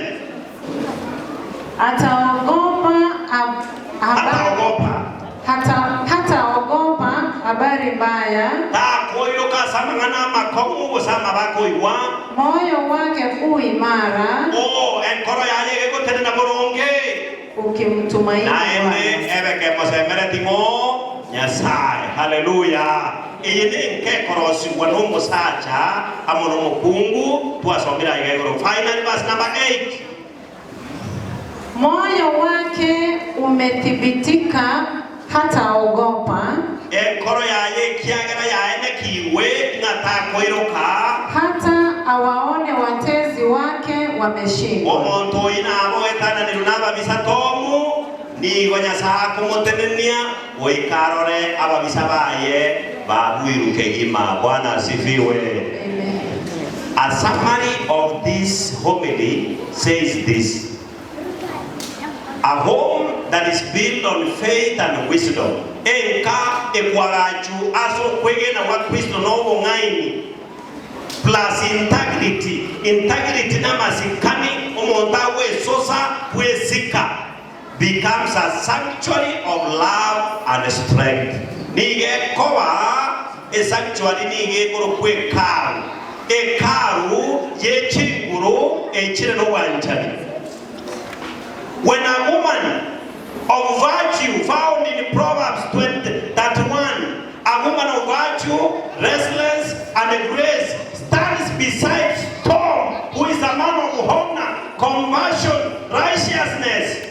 They create up a family that is so divine and approved by heaven, and such a household will continue overflowing with the abundance of blessings from heaven. The children who grow in that home, Tom, is filled with wisdom, where blessings are reaped. And that family is not only a family, it becomes a legacy of faith. I wish everybody could hear this. It is not just a family, it is a legacy of faith. Most legacy of faith is not. Barangana was something so. Yani ogoti omugano magega omuya oki pupena. That is the family I'm praying for, that Jane may leave behind a legacy of faith. Tom, I know you have been supporting to the church, but now that you are going to marry today, you have never been married before.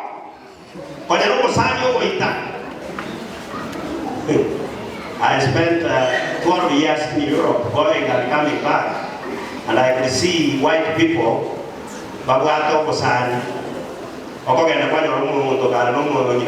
this is your wife? No. This is my girlfriend. Now I'm 79, 8 girlfriend. Or then she's yet to be approved to become a mother of my children.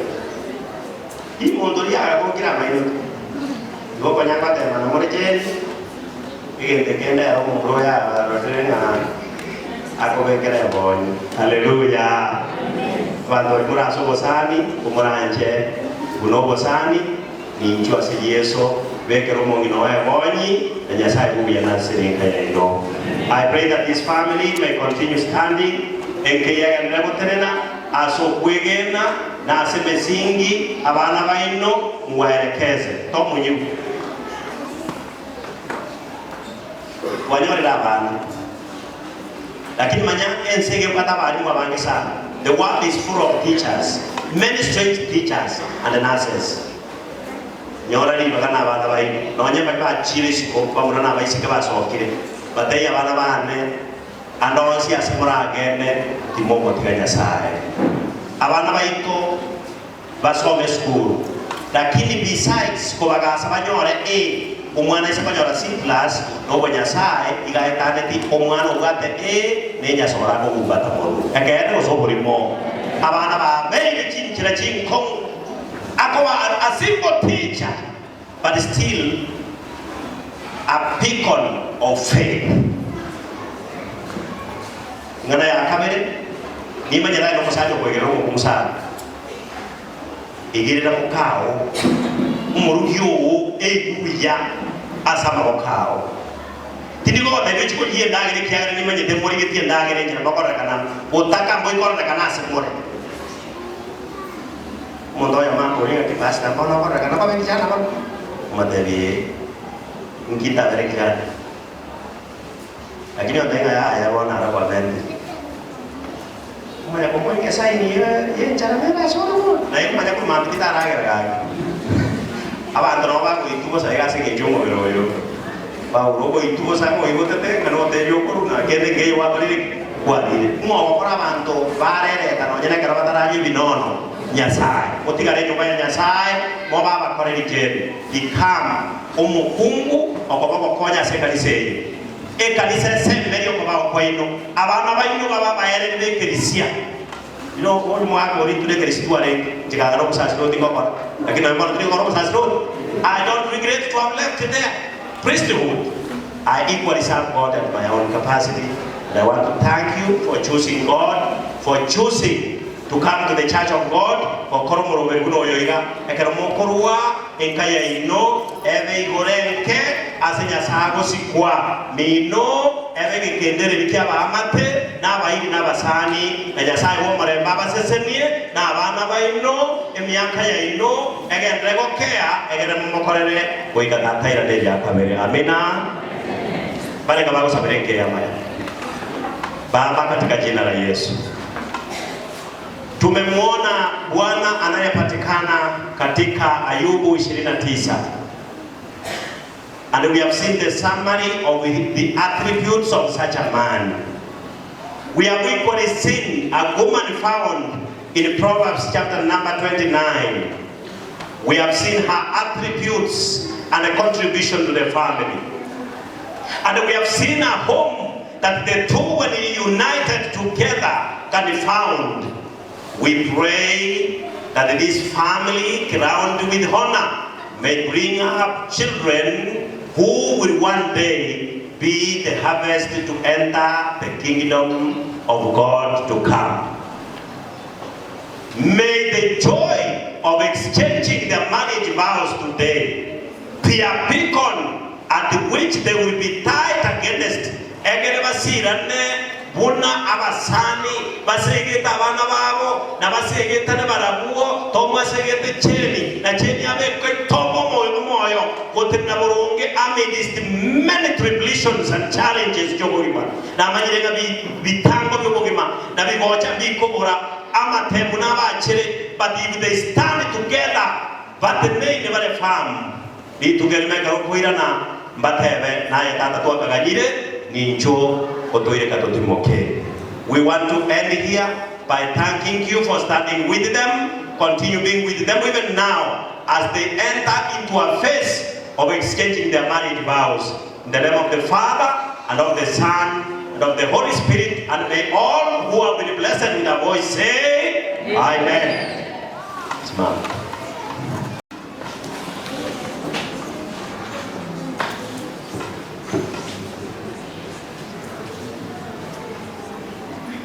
Umorisi abandaba ko bari chira denana ko umorisi we kanseye ngayo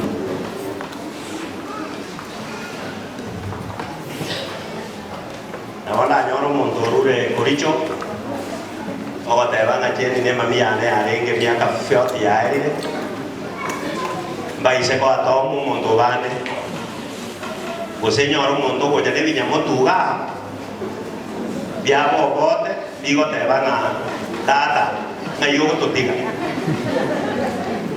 enyangi yena nyara de tia iga ngatuma nyuba soro morisia na de ka paste copy mo nyara de digo beria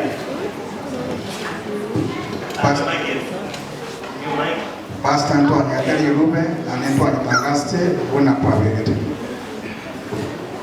yara ni marakane toera ni marakane. Okay, washiriki wa Good News, where are you? Good News Church, can I see your hands? Did you hear the announcement for this wedding? Yes. Was it read 4 times? Yes. As by the law of the church and the government of Kenya? Yes. Very good. Anyone who has got a viable reason as to why the two cannot exchange their marriage vows to contact you or contact the officiating pastor. I have not received any report. Did you? Neither have I received. All right. Ondenaro rule Mombasa na eskiari onyore tu. Ikiagera na haro tingo ko mobwaba. Ama tukari serikali ngete tangaze nyangi ngabeke not spot Bosongo 21 days. Na ende ngatuma kanisa as of 28 na expire tegoro. Dero honta que tengo choka soko be. Waikira. Ata kwa bene. To abando rero ngo irubar na bana. Omuntu naruko kuria kaira ma como que ore na abasacha banga na to na no yo moto madro. I'm telling you the truth. Como kuria ga jaga ga teka chombe na aka ni 49 aka uro data mo kurbo mamega na enda masacha ya dai maka kagenda na yo mo kuria James go jana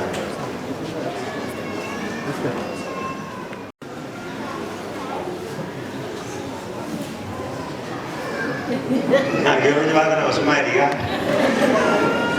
chin sa jeno sabe. All right. Gonta que te tadi konde di bono muy kuman setenana muy martenana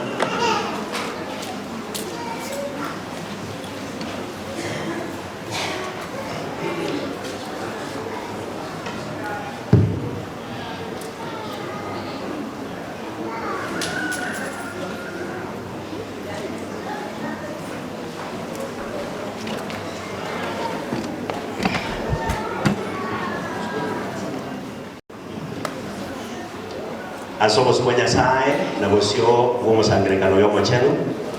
Asobo suwa Nyasaye na busio bw'omusangirikano y'omucheno. Inche Thomas Ondara. Nanchire bukoiraye. Jene Kabero Mwange. Buna omo kungwane bw'enyangi. Narire iranga natiganire na bonsi erinde bwatani wamo naye bweka.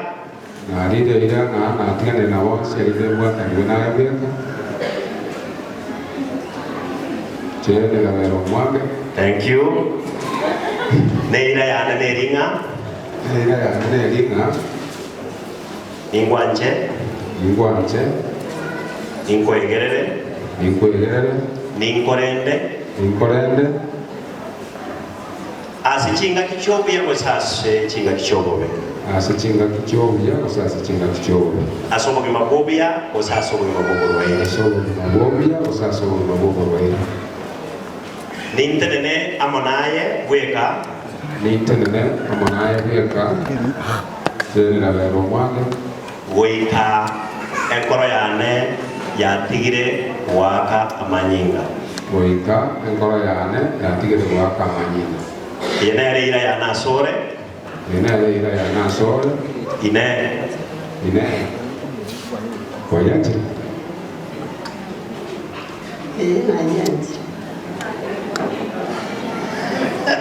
Thank you very much. Jeni wanjire ile hiyo. Asobo suwa Nyasaye na busio wa birori ya babange.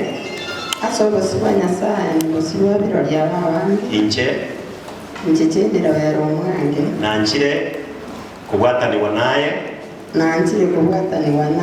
Thomas Ondara. Buno musacha wa bw'enyangi.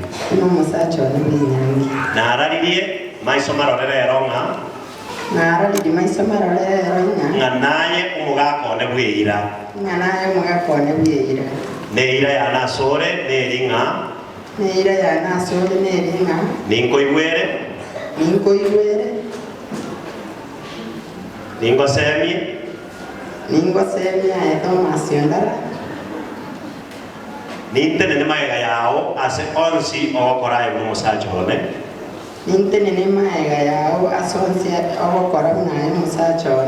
Thomas Ondara. Naboigo nanchire kogenda naye goika buo. Lero kogenda. Nanchire kogenda naye goika ase nyumba yao. Nakomenya naye goika makweri atwatanane. Gosaba kwana enkoringa. Konda monaye na abana baito. Omonena tosenie. Obogima bwaitu bwensi. Goika okoirana kwa mwanene oitu Yesu Kristo. Yereire ya nasore. Thomas Ondara. Omugaga wanchiranire ire iyane.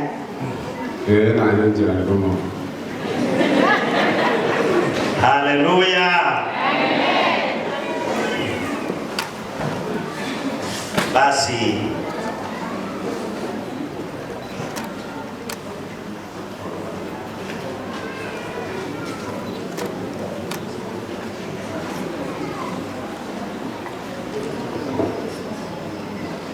wakuwa Thomas pamoja na Jane wamechukua viapo vyao vya harusi takatifu, na kwa ombi lao wakaniomba nifunganishe harusi yao kwa mamlaka niliyopewa kikatiba na serikali yetu ya Kenya, na pia kwa mamlaka niliyokabidhiwa kama mchungaji muunganishi wa harusi, amri inayotoka kwa kanisa la Waadventista wa Sabato.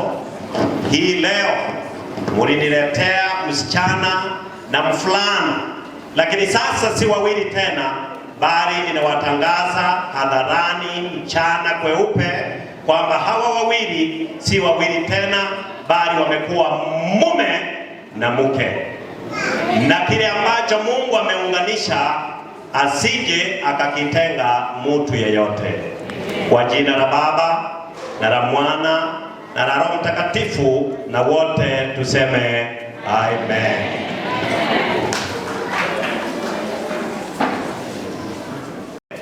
Kusabatore erinde toseni nyangiye Omia mwachamu tata Nyasaye, tunashukuru na kulimidi jina lako kwa sababu ya siku ya leo ambayo ilikuwa imetengwa kati ya Tom pamoja na Jane. Leo hii tumepiga magoti yetu hapa chini katika hekalu lako takatifu. Mungu, tukibariki ndoa hii uweze kuwasaidia na kuwaongoza katika familia yao. Asante kwa watoto ambao umewabariki nao. Asante kwa sababu walionelea ni vizuri waweze kuweka wazi mambo yao ya ndoa yaweze kueleweka hadi kanisani na huku nje katika ofisi zetu za serikali. Mungu, tunaomba ya kwamba mchungaji aliyekuja kuunganisha harusi hii alichokifanya, Mungu, mtu yeyote asije akakitenganisha tena. Asante kwa sababu ya familia hii moja. Asante kwa watoto wako umewabariki, na kile ambacho tungeomba ni kwamba Mungu uweze kuleta upendo na amani katika familia hii kutoka sasa na kuendelea. Yes. Asante kwa watoto ambao umewabariki pamoja nao. Tunaomba ya kwamba Mungu, watoto wale vile mchungaji alivyosema ya kwamba na wao waweze kuiga mfano wa wazazi hawa, ili Mungu na wao waweze kufanya harusi ndani ya kanisa. Amen. Na wote ambao wameshuhudia siku ya leo mfano huu mwema ukifanyika hapa kanisani, Mungu, tuomba na wao waharakishe ili harusi yao iweze kutangazwa hivi karibuni. Asante kwa sababu utabariki hii familia, ni katika jina la Yesu Kristo tumeomba na hata kuamini. Amen. Pamoja na hayo, Mungu wetu, maharusi hawa wamefanya vyema leo kudhihirisha hadharani ya kwamba wao sasa si marafiki tena. Maana katika maisha yao ya nyuma, unasema zamani za kutojua, ulikuwa umejifanya kana kwamba uoni, bali sasa unatangazia watu wote wafikie toba ya kweli. Na mojawapo ya mambo ambayo wameyafanya bayana mchana kweupe ni kutangaza kwamba hawa ni wawili wamekuwa sasa ni mtu mmoja. Mmoja kiakili na katika mawazo ya utendaji. They will remain being independent, lakini they will unite their thoughts and plans for the establishment of the family they have founded here on earth. Lord, we pray and believe that you may bless them. Bless each one of them, that they may continue being faithful in their marriage vow. May they stand one besides another, that they remain good friends, to support one another, to advise one another, that love may continue being a pillar and a beacon in their house. May their house remain a blessed house. May the children that they are born continue being a blessing, that they continue seeing the glory of the children of their children, meaning the grandchildren. And as they continue growing old, may all who came to witness this wedding this afternoon take up an example, because they have read by example. They are calling all those who haven't done this, that they may copy from them. Christ, you say in 1 Corinthians chapter number 11 verse number 1, that be my imitators as I emulate Christ. Na barabu babeye egere ondewezi otigarite isiko yogokora umuroberi guno oyo ekiagara no kubango bo Kristo no gochoko bo Kristo Nyasao ito bakorego na barabuo egere to twara bakoreria banga se kanisa abachoke to bo Kristo bwabo na ende abana baita basae asokorora iga bamanyenge nyangi yo basae nigere ngiya mono kobwa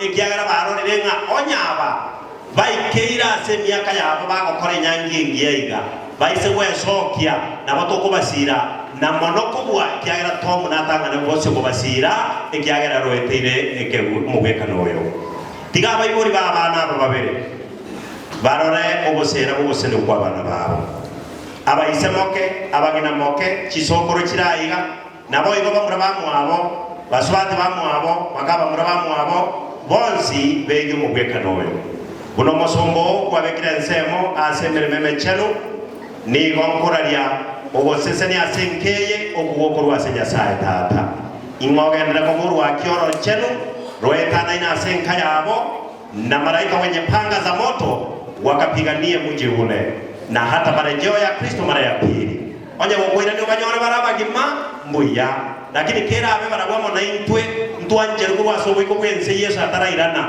tobe chishuja cyo kwegena chiko muganya Yesu aje gotutura na gotoire nkeye gocha obao bimobo tambe agara bagendera gutumia chinguo baete batarago tapi bakore miremese kanisa yao babo gosesenia okonene ase baragwa banyene ase umuji bakuru asaba amate ase kenyoro ase kanisa nonyana ase nsengiba ase ritari atata nerio mwana nerio moikomo chenu na twese itabira na somoteba. Amen. God bless you. Chen, God bless you. God bless you. Can I see the children come here now? Abana ninjua. Watoto wao waje sasa. Thank you so much, my brother. Dear mother. Abana wao. Congratulate your father and mother. Thank you very much.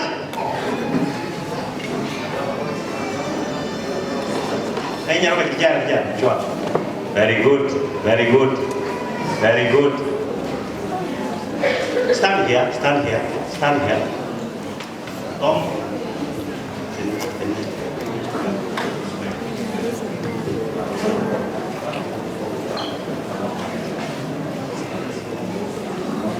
Patrones fanya hiyo.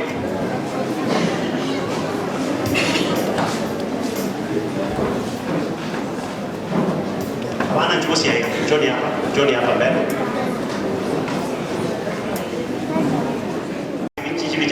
Dansa malam, okay karibu kabisa, okay karibu. They are looking for somebody. Matron, Markton iko wapi? Markton kama uko pale nyuma au nje kimbia. Rudi mkakae. Brothers and sisters, Matom, Joiga. Brothers and sisters to Tom, kimbie. Kimbie kwa haraka, tuende kwa haraka. Tena ongezeni ndugu yenu.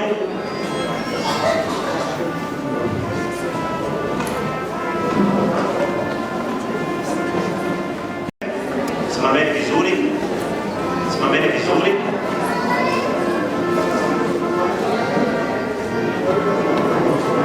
Angalia ile kamera pale.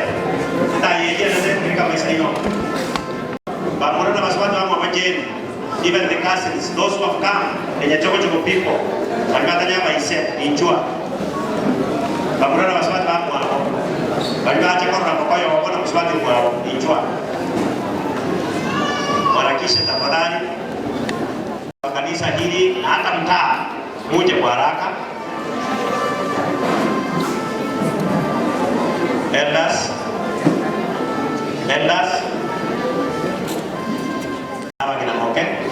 Moicha somwa kwa mororo iko ngorinde nipo itigari bai barari de boss ino chinga baro mwana ora sega tinjumo gangu wa ora ko ye mono abai ba ko nyoka onye wa so ile nyumba mora yito ni nchuo. Thank you mheshimiwa. Abaiwa ni nchuo. Baiwa ni nchuo okokora mugambi aho kwa Tom na kumupongeza akwe bichanere no muryo Bwana Paradiso nagoniri ndari bikamiri James onda mwadika ine borokwe kibwagizo James ondari karibu sana. Abaiwa wamemaliza, so mugambi akimaliza hapo atameka statement, alafu vijana marching squad wakimaliza, wasichana marching squad wakimaliza, Kendo Girls ndio watafuata mwisho.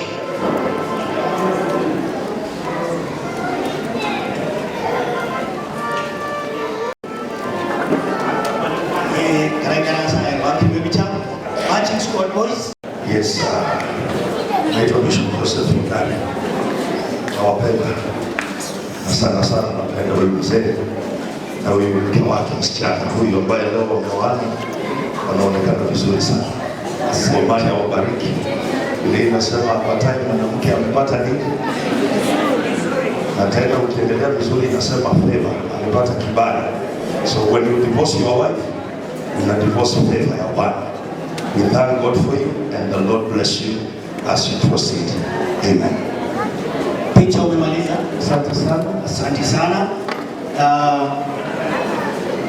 Chikorera cha Tom na Jane eyaligani gakinganjire ekwayiga singeche kominyoke kuse morosa okorosa motebi babikire chistrecha mo bas tomote.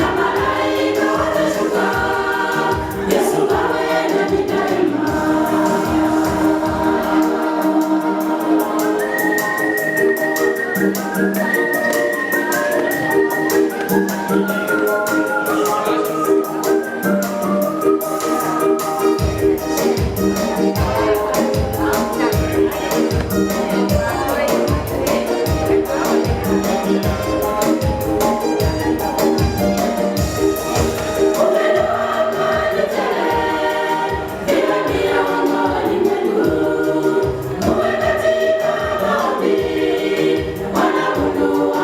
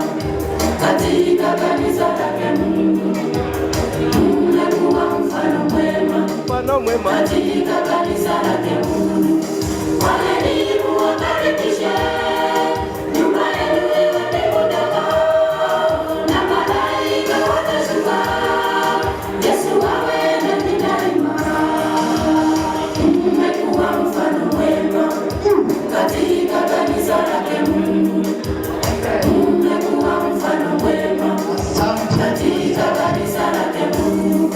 Wageni muwakaribishe, nyumba yenu iwe mbingu ndogo na malaika watashuka. Yesu awe nanyi daima. Mmekuwa mfano mwema katika kanisa lake Mungu.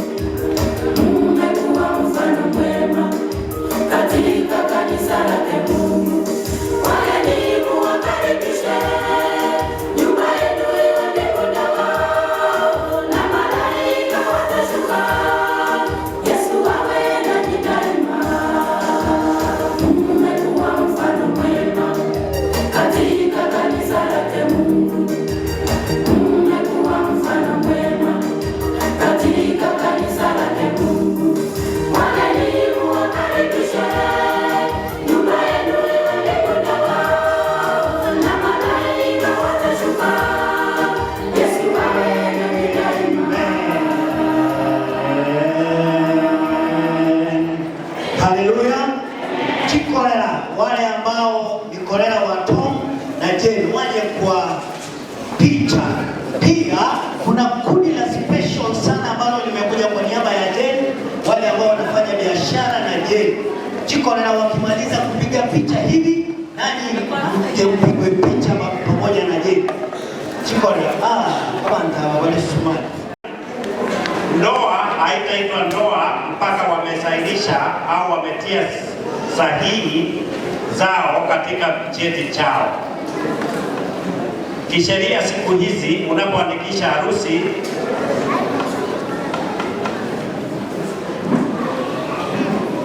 ngokoli Kenyangi, and after you have identified, mchungaji anakupa barua, unaenda nayo kwa Attorney General na certificate yake ya ordination na cheti alichopewa na serikali kama aliyetambulika kisheria kuunganisha. After 21 days unapewa such a kind of a card. This is called a marriage notification. It's not a certificate. This notification gives the authority, the pastor, to purchase the marriage certificate. This certificate inakuja ni triplicate. Moja leo wakisha sainisha, nitawapa cheti chao kimoja niunganishe na hii marriage notification. Yene moko gacha ama tukoshe mu mabwaino. Cheti cha pili bantu barakuwa maiga atenda sokesko. Wale wanapiga kelele madhani toka nje ama vile tuliambiana igesa tukete ya mwana yao esa tukete ya kabere. Within 24 hours the pastor is to scan this certificate and send a soft copy to the Attorney General. Here it is at 24, I will penalize this marriage. They will pay a fine. And within 14 days, I will send the second copy, now hard copy to the Attorney General, Jambas, Nairobi. The third copy, ikiwa kwa bahati mbaya umepoteza cheti chenu, hata kama nimekufa, utaenda kwa faili yangu katika fili, utapata nakala hii ndani.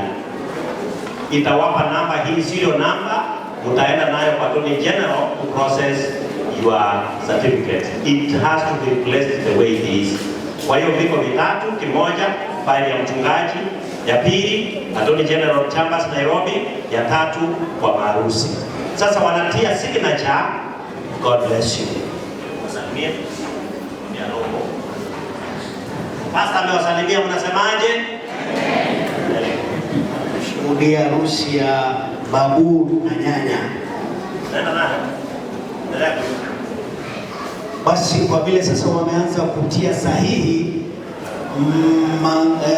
Nyamiobo Church Choir, kwa sababu pia nyinyi mnakimbia crusade, kuja mtupee wimbo wakiendelea kuweka sahihi. Kisha kama good news, vijana jiandae, hii ndio mtatoa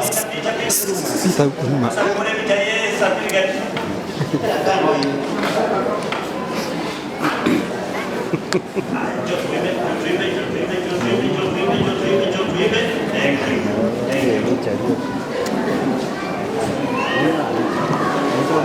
you.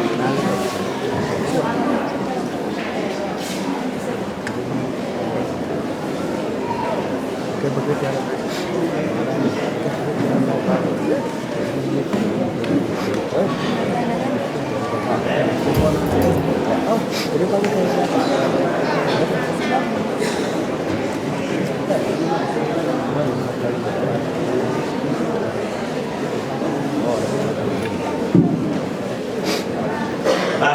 asanteni sana. Sasa ninawakabidhi cheti chao rasmi, na sasa ndio wamepata the legal authority that they have been married in the church of God. You hold, both of you. Weka mikono yenu hapa. Angalia huko kwa picha. Congratulations, Paul. Congratulations. Congratulations, my brother. Thank you. Welcome, Yamono.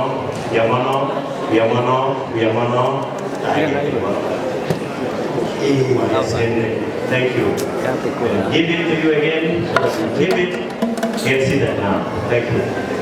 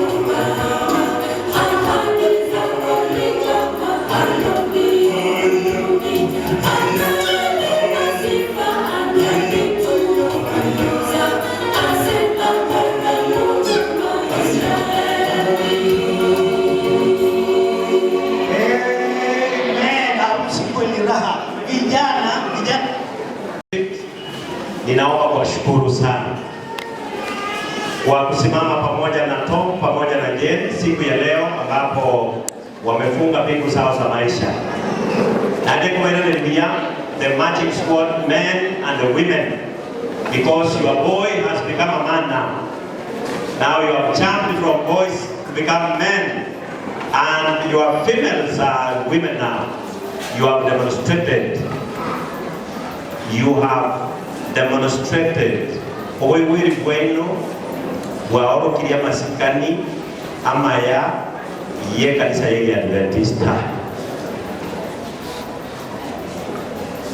When I began, igona rekona kuboringa nga moigwe mogenderere kabireye batoge mwanje kinyandi ngokorikire nseye echi aetani toise kugato kama chika ya sini nige kanisa yeye tuwa na bagaka te gotoka igokona orakera sangao dege teka bagaka bato eta koboko yene rendi ni kwa etwe enyangi characterized to be the simplicity and modesty. Amatera yogo nyasai. May God bless you. You have made me proud, and you have made heaven proud. And nyasai move your pastor Alex.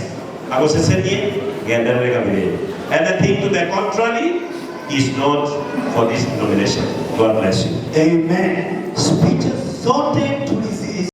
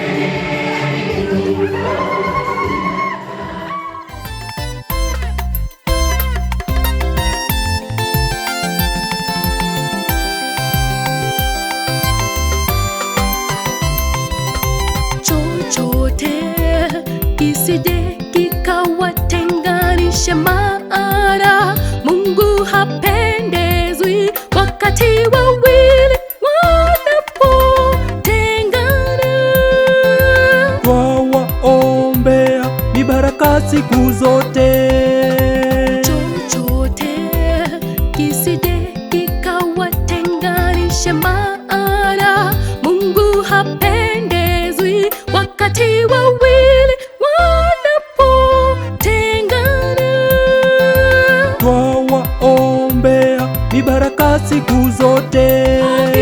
Hakika yeye ni Ebeneza, yeye amewafikisha umbali huu. Kamwe msiache kumhimidi, kwa kuwa amewatendea mema maishani mwenu. Tunazidi kuwaombea, pendo lizidi kudumu milele. Hakika yeye ni Ebeneza, yeye amewafikisha umbali huu. Kamwe msiache kumhimidi, kwa kuwa amewatendea mema maishani mwenu. Tunazidi kuwaombea, pendo lizidi kudumu milele. Hakika yeye ni Ebeneza, yeye amewafikisha umbali huu. Kamwe msiache kumhimidi, kwa kuwa amewatendea mema maishani mwenu. Tunazidi kuwaombea, pendo lizidi kudumu milele. Hakika yeye ni Ebeneza, yeye amewafikisha umbali huu. Kamwe msiache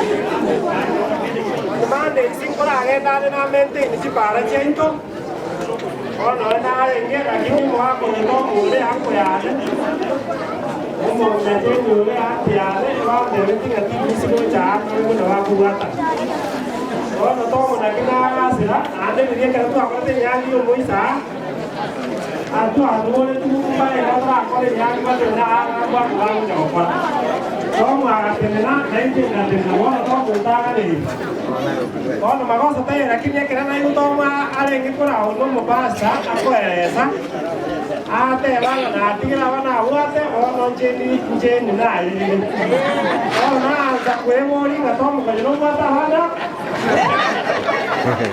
ndiye jaje sekala ono anza kwa moto akura wata hana lakini wati ono ya wate ono le mata Timu atumanga nade menje na chako kwa kama na watu watu.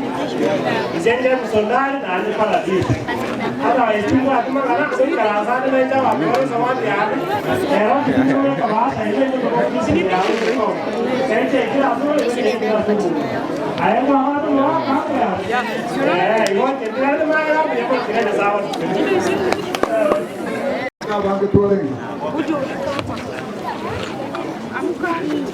Leono mpasa, leono sana msalo si. Paulo na mata wakubande shi. Ndio mara kama yale. Ni wanya moyo. Paulo keoke kono kaje kama atiba kungubande shi. Mchenyo ni mkabu wake. Lakini nika waite ngo onyo kabwate. Atika na bara mwanyi ura bose.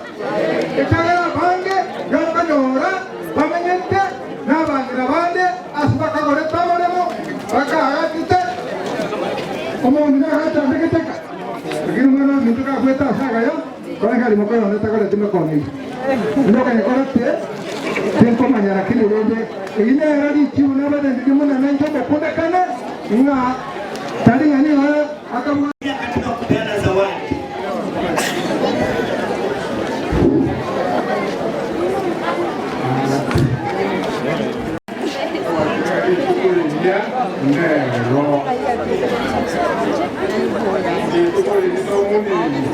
Nero Kamuziani ama raksi bolja Kesanere Ukichoka Babu raksi bolja Kamuziani Ngarende Kupaka Kaya Kaya Kaya Kaya Kaya Kaya Kaya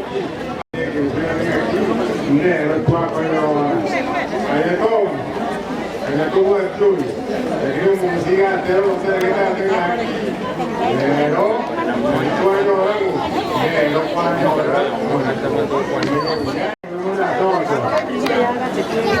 Naendelea pia kuelewa yeye amo ila ni kweli.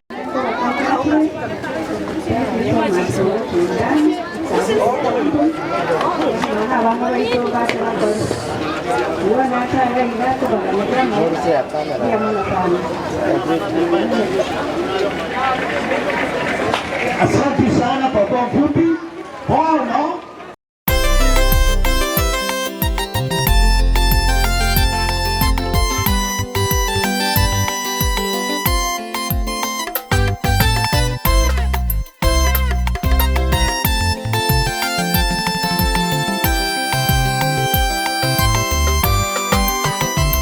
Leo hii ni furaha kushuhudia hawa wawili wanaopendeza kwa siku yao ya harusi. Ona vizuri walivyopambwa, hakika ni siku ya kushangilia. Leo hii ni furaha kushuhudia hawa wawili wanaopendeza kwa siku yao ya harusi. Ona vizuri walivyopambwa, hakika ni siku ya kushangilia. Hakika yeye ni apendeza, yeye amewafikisha umbali huu. Kamwe msiache kumhimidi, kwa kuwa amewatendea mema maishani mwenu. Tunazidi kuwaombea, pendo lizidi kudumu milele. Hakika yeye ni apendeza, yeye amewafikisha umbali huu. Kamwe msiache kumhimidi, kwa kuwa amewatendea mema maishani mwenu. Tunazidi kuwaombea, pendo lizidi kudumu milele.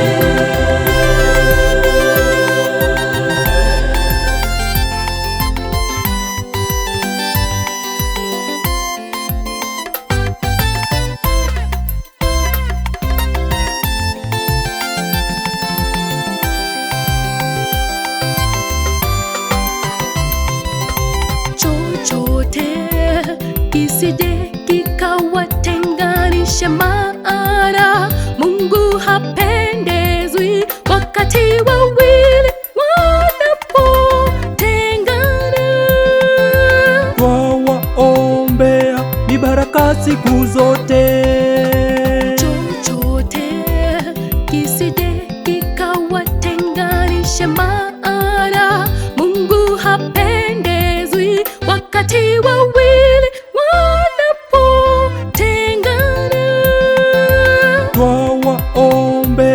mibaraka siku zote. Hakika yeye ni apendeza, yeye amewafikisha umbali huu. Kamwe msiache kumhimidi, kwa kuwa amewatendea mema maishani mwenu. Tunazidi kuwaombea, pendo lizidi kudumu milele. Hakika yeye ni apendeza, yeye amewafikisha umbali huu.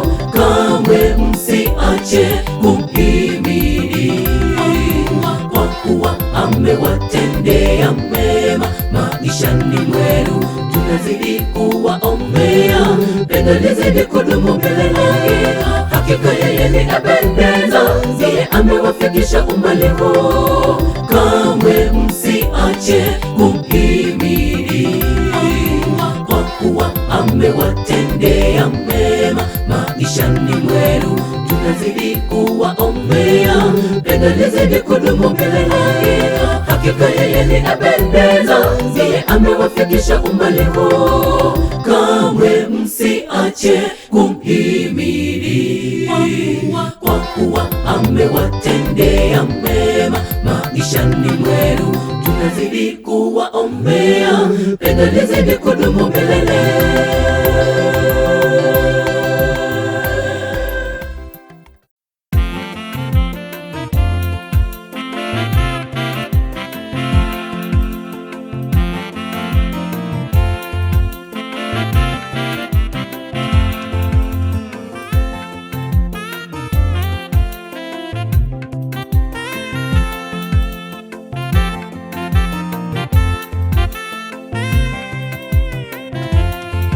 Hatimaye mmeanza familia yenu, mdumu katika neno.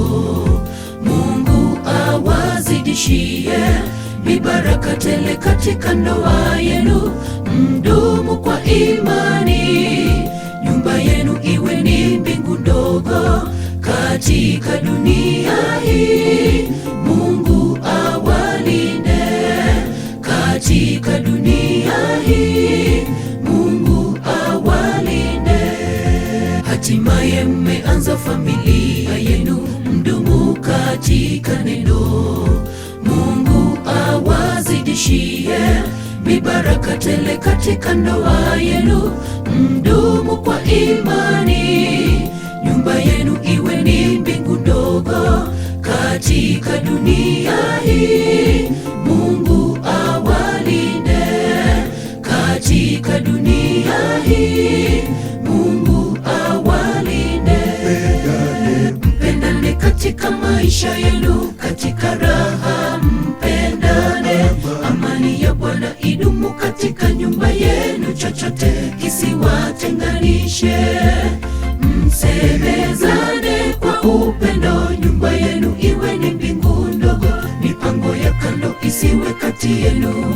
Bwana awajalie mibaraka ya watoto. Mpendaneni, nyumba yenu iwe mbingu ndogo. Mpendane katika maisha yenu, katika raha mpendane. Amani ya Bwana idumu katika nyumba yenu, chochote kisiwatenganishe. Msemezane kwa upendo, nyumba yenu iwe ni mbingu ndogo. Mipango ya kando isiwe kati yenu. Bwana awajalie mibaraka ya watoto. Mpendaneni, nyumba yenu iwe mbingu ndogo.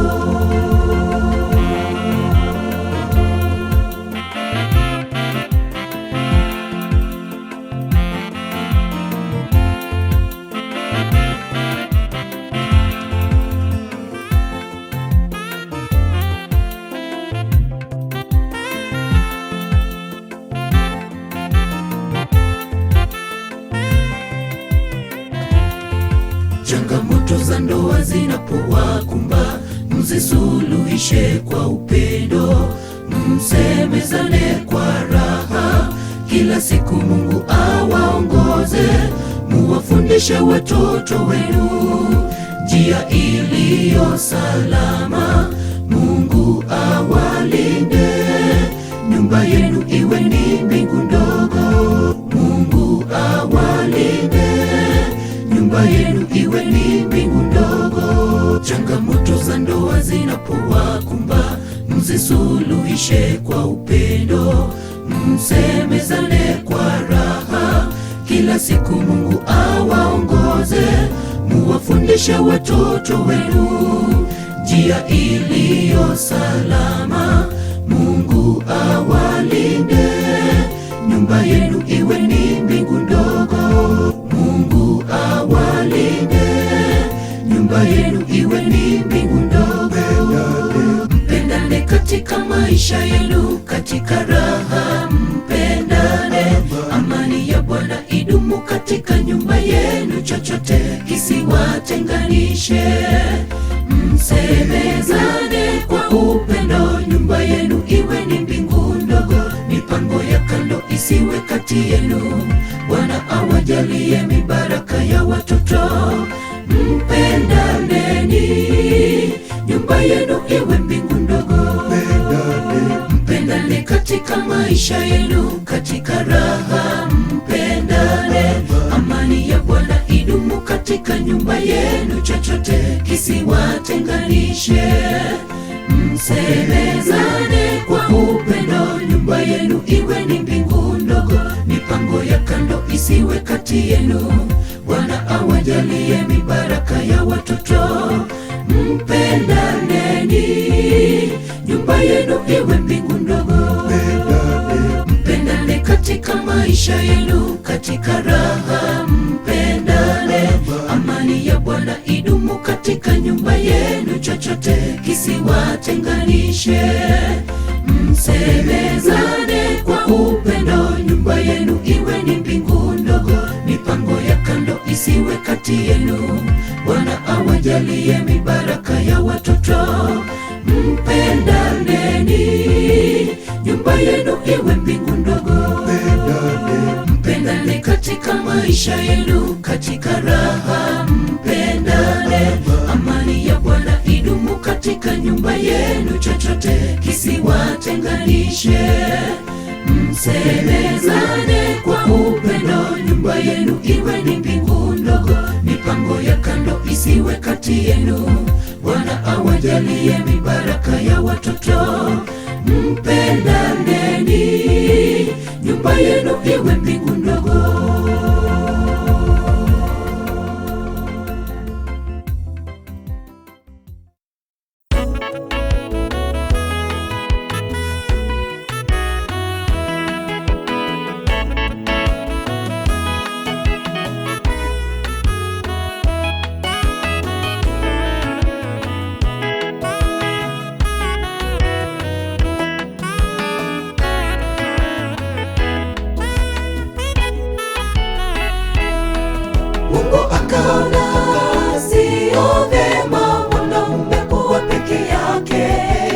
Akamfanyia msaidizi mke Hawa.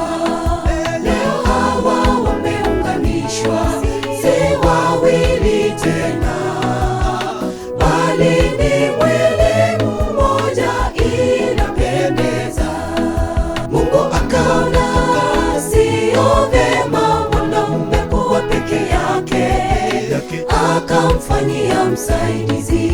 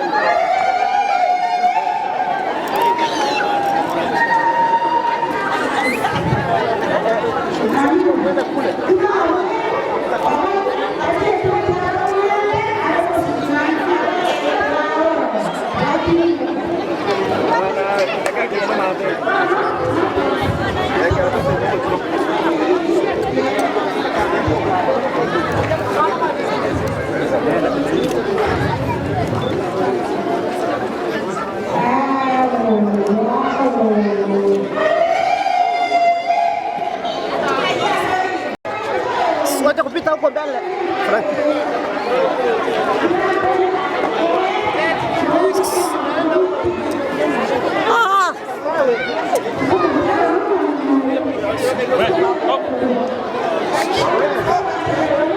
Oye, te por esto.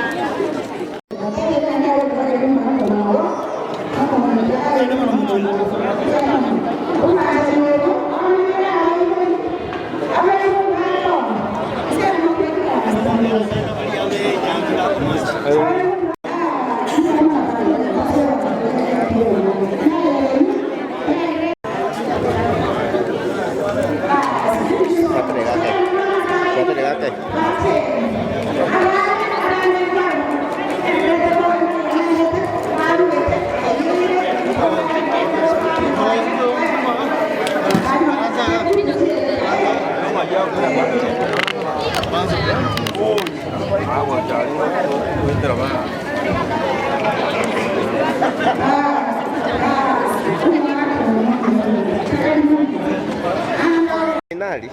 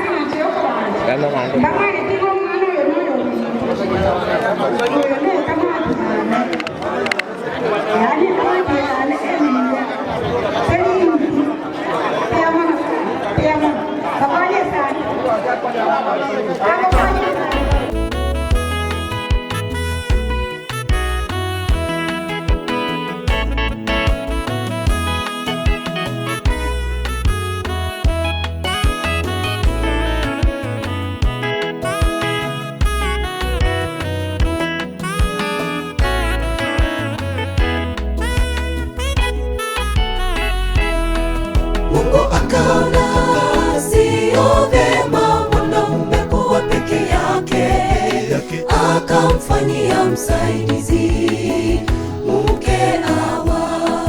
Leo Hawa wameunganishwa, si wawili tena, bali ni mwili mmoja, inapendeza. Mungu akaona sio vyema mwanaume kuwa peke yake, akamfanyia msaidizi mke Hawa. Leo Hawa wameunganishwa, si wawili tena, bali ni mwili mmoja, inapendeza. Tunawaombea mema katika ndoa yenu, mpendane, mpendane hadi kifo kiwatenganishe. Furaha kwa ndoa siri ni Yesu, kufanikiwa siri ni Yesu. Shetani asipewe nafasi, Mungu atawale milele. Tunawaombea mema katika ndoa yenu, mpendane, mpendane hadi kifo kiwatenganishe. Furaha kwa ndoa siri ni Yesu, kufanikiwa siri ni Yesu. Shetani asipewe nafasi, Mungu atawale milele.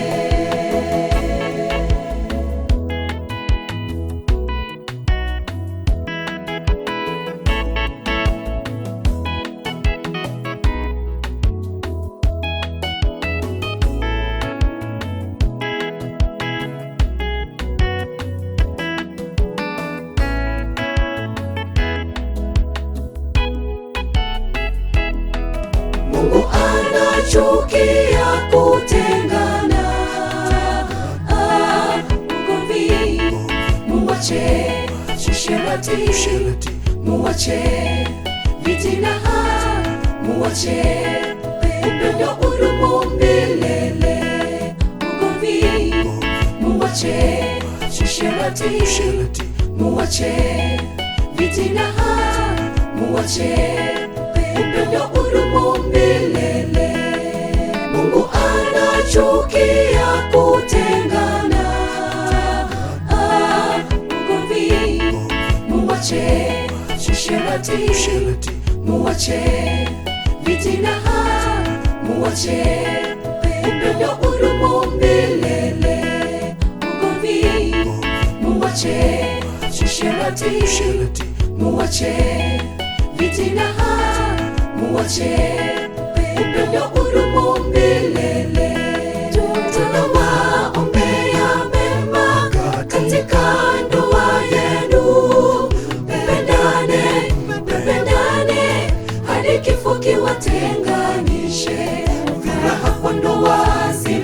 Yesu, kufanikiwa siri ni Yesu. Shetani asipewe nafasi, Mungu atawale milele.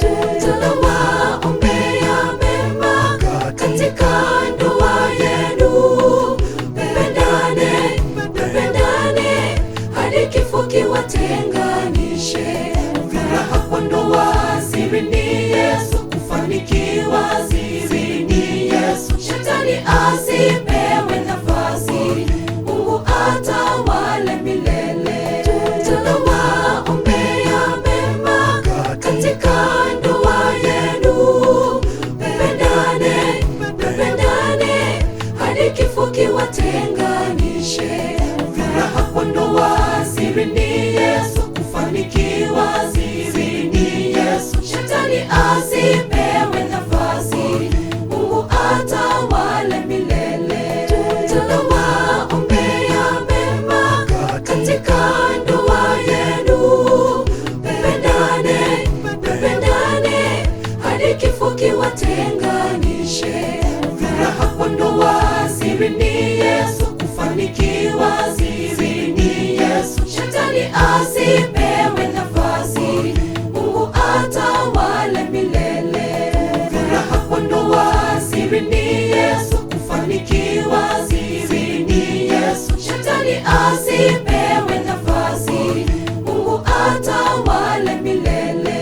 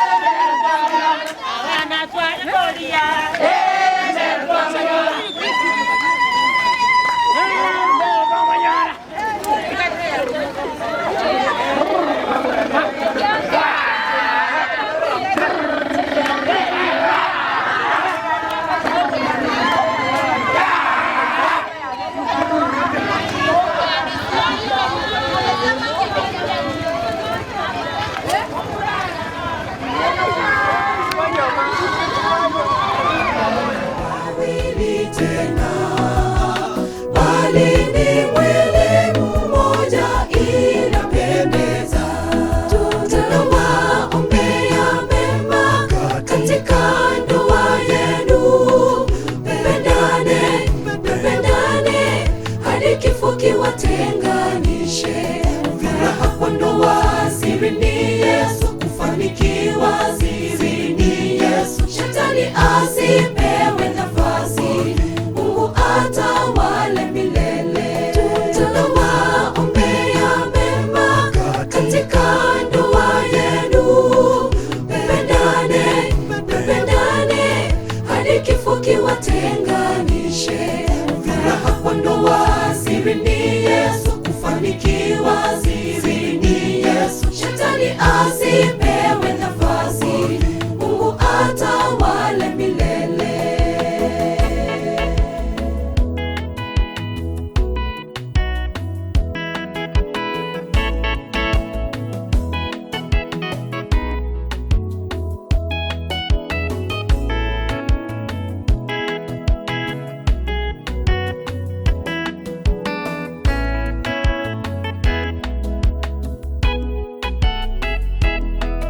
Mungu anachukia kutengana.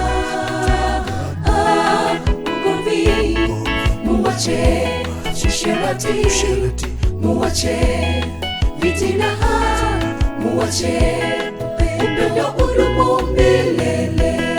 Ugomvi muwache, usherati muwache, vitina muwache, upendo udumu milele. Mungu anachukia kutengana. Ugomvi muwache, usherati muwache, vitina muwache, upendo udumu milele. Ugomvi muwache, usherati muwache, sina muache upendo udumu milele. Tunawaombea mema katika ndoa yako. Toto.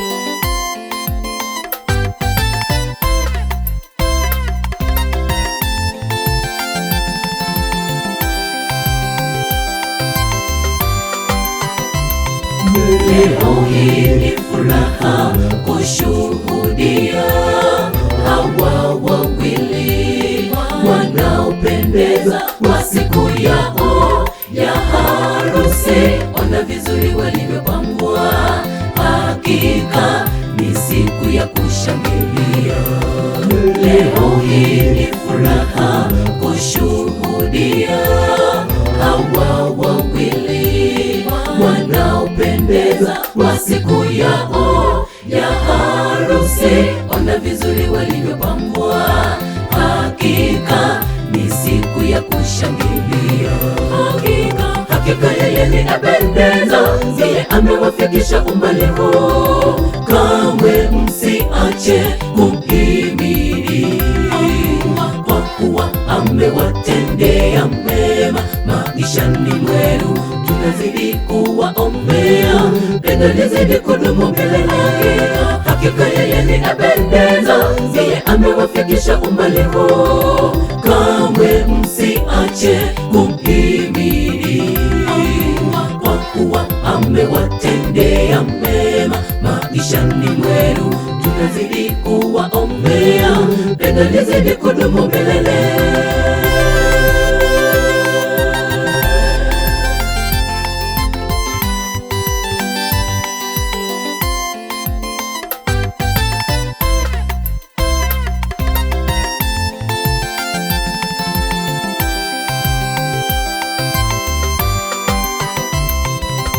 Chochote kisije kikawatenganisha, maana Mungu hapendezwi wakati wawili wanapotengana.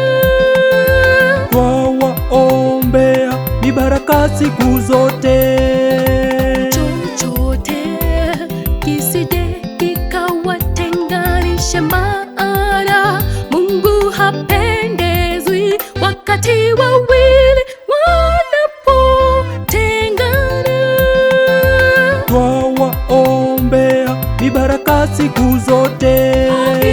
Hakika yeye ni apendeza, yeye amewafikisha umbali huu. Kamwe msiache kumhimidi, kwa kuwa amewatendea mema maishani mwenu. Tunazidi kuwaombea, pendo lizidi kudumu milele. Hakika yeye ni apendeza, yeye amewafikisha umbali huu. Kamwe msiache kumhimidi, kwa kuwa amewatendea mema maishani mwenu. Tunazidi kuwaombea, pendo lizidi kudumu milele. Hakika yeye ni apendeza, yeye amewafikisha umbali huu.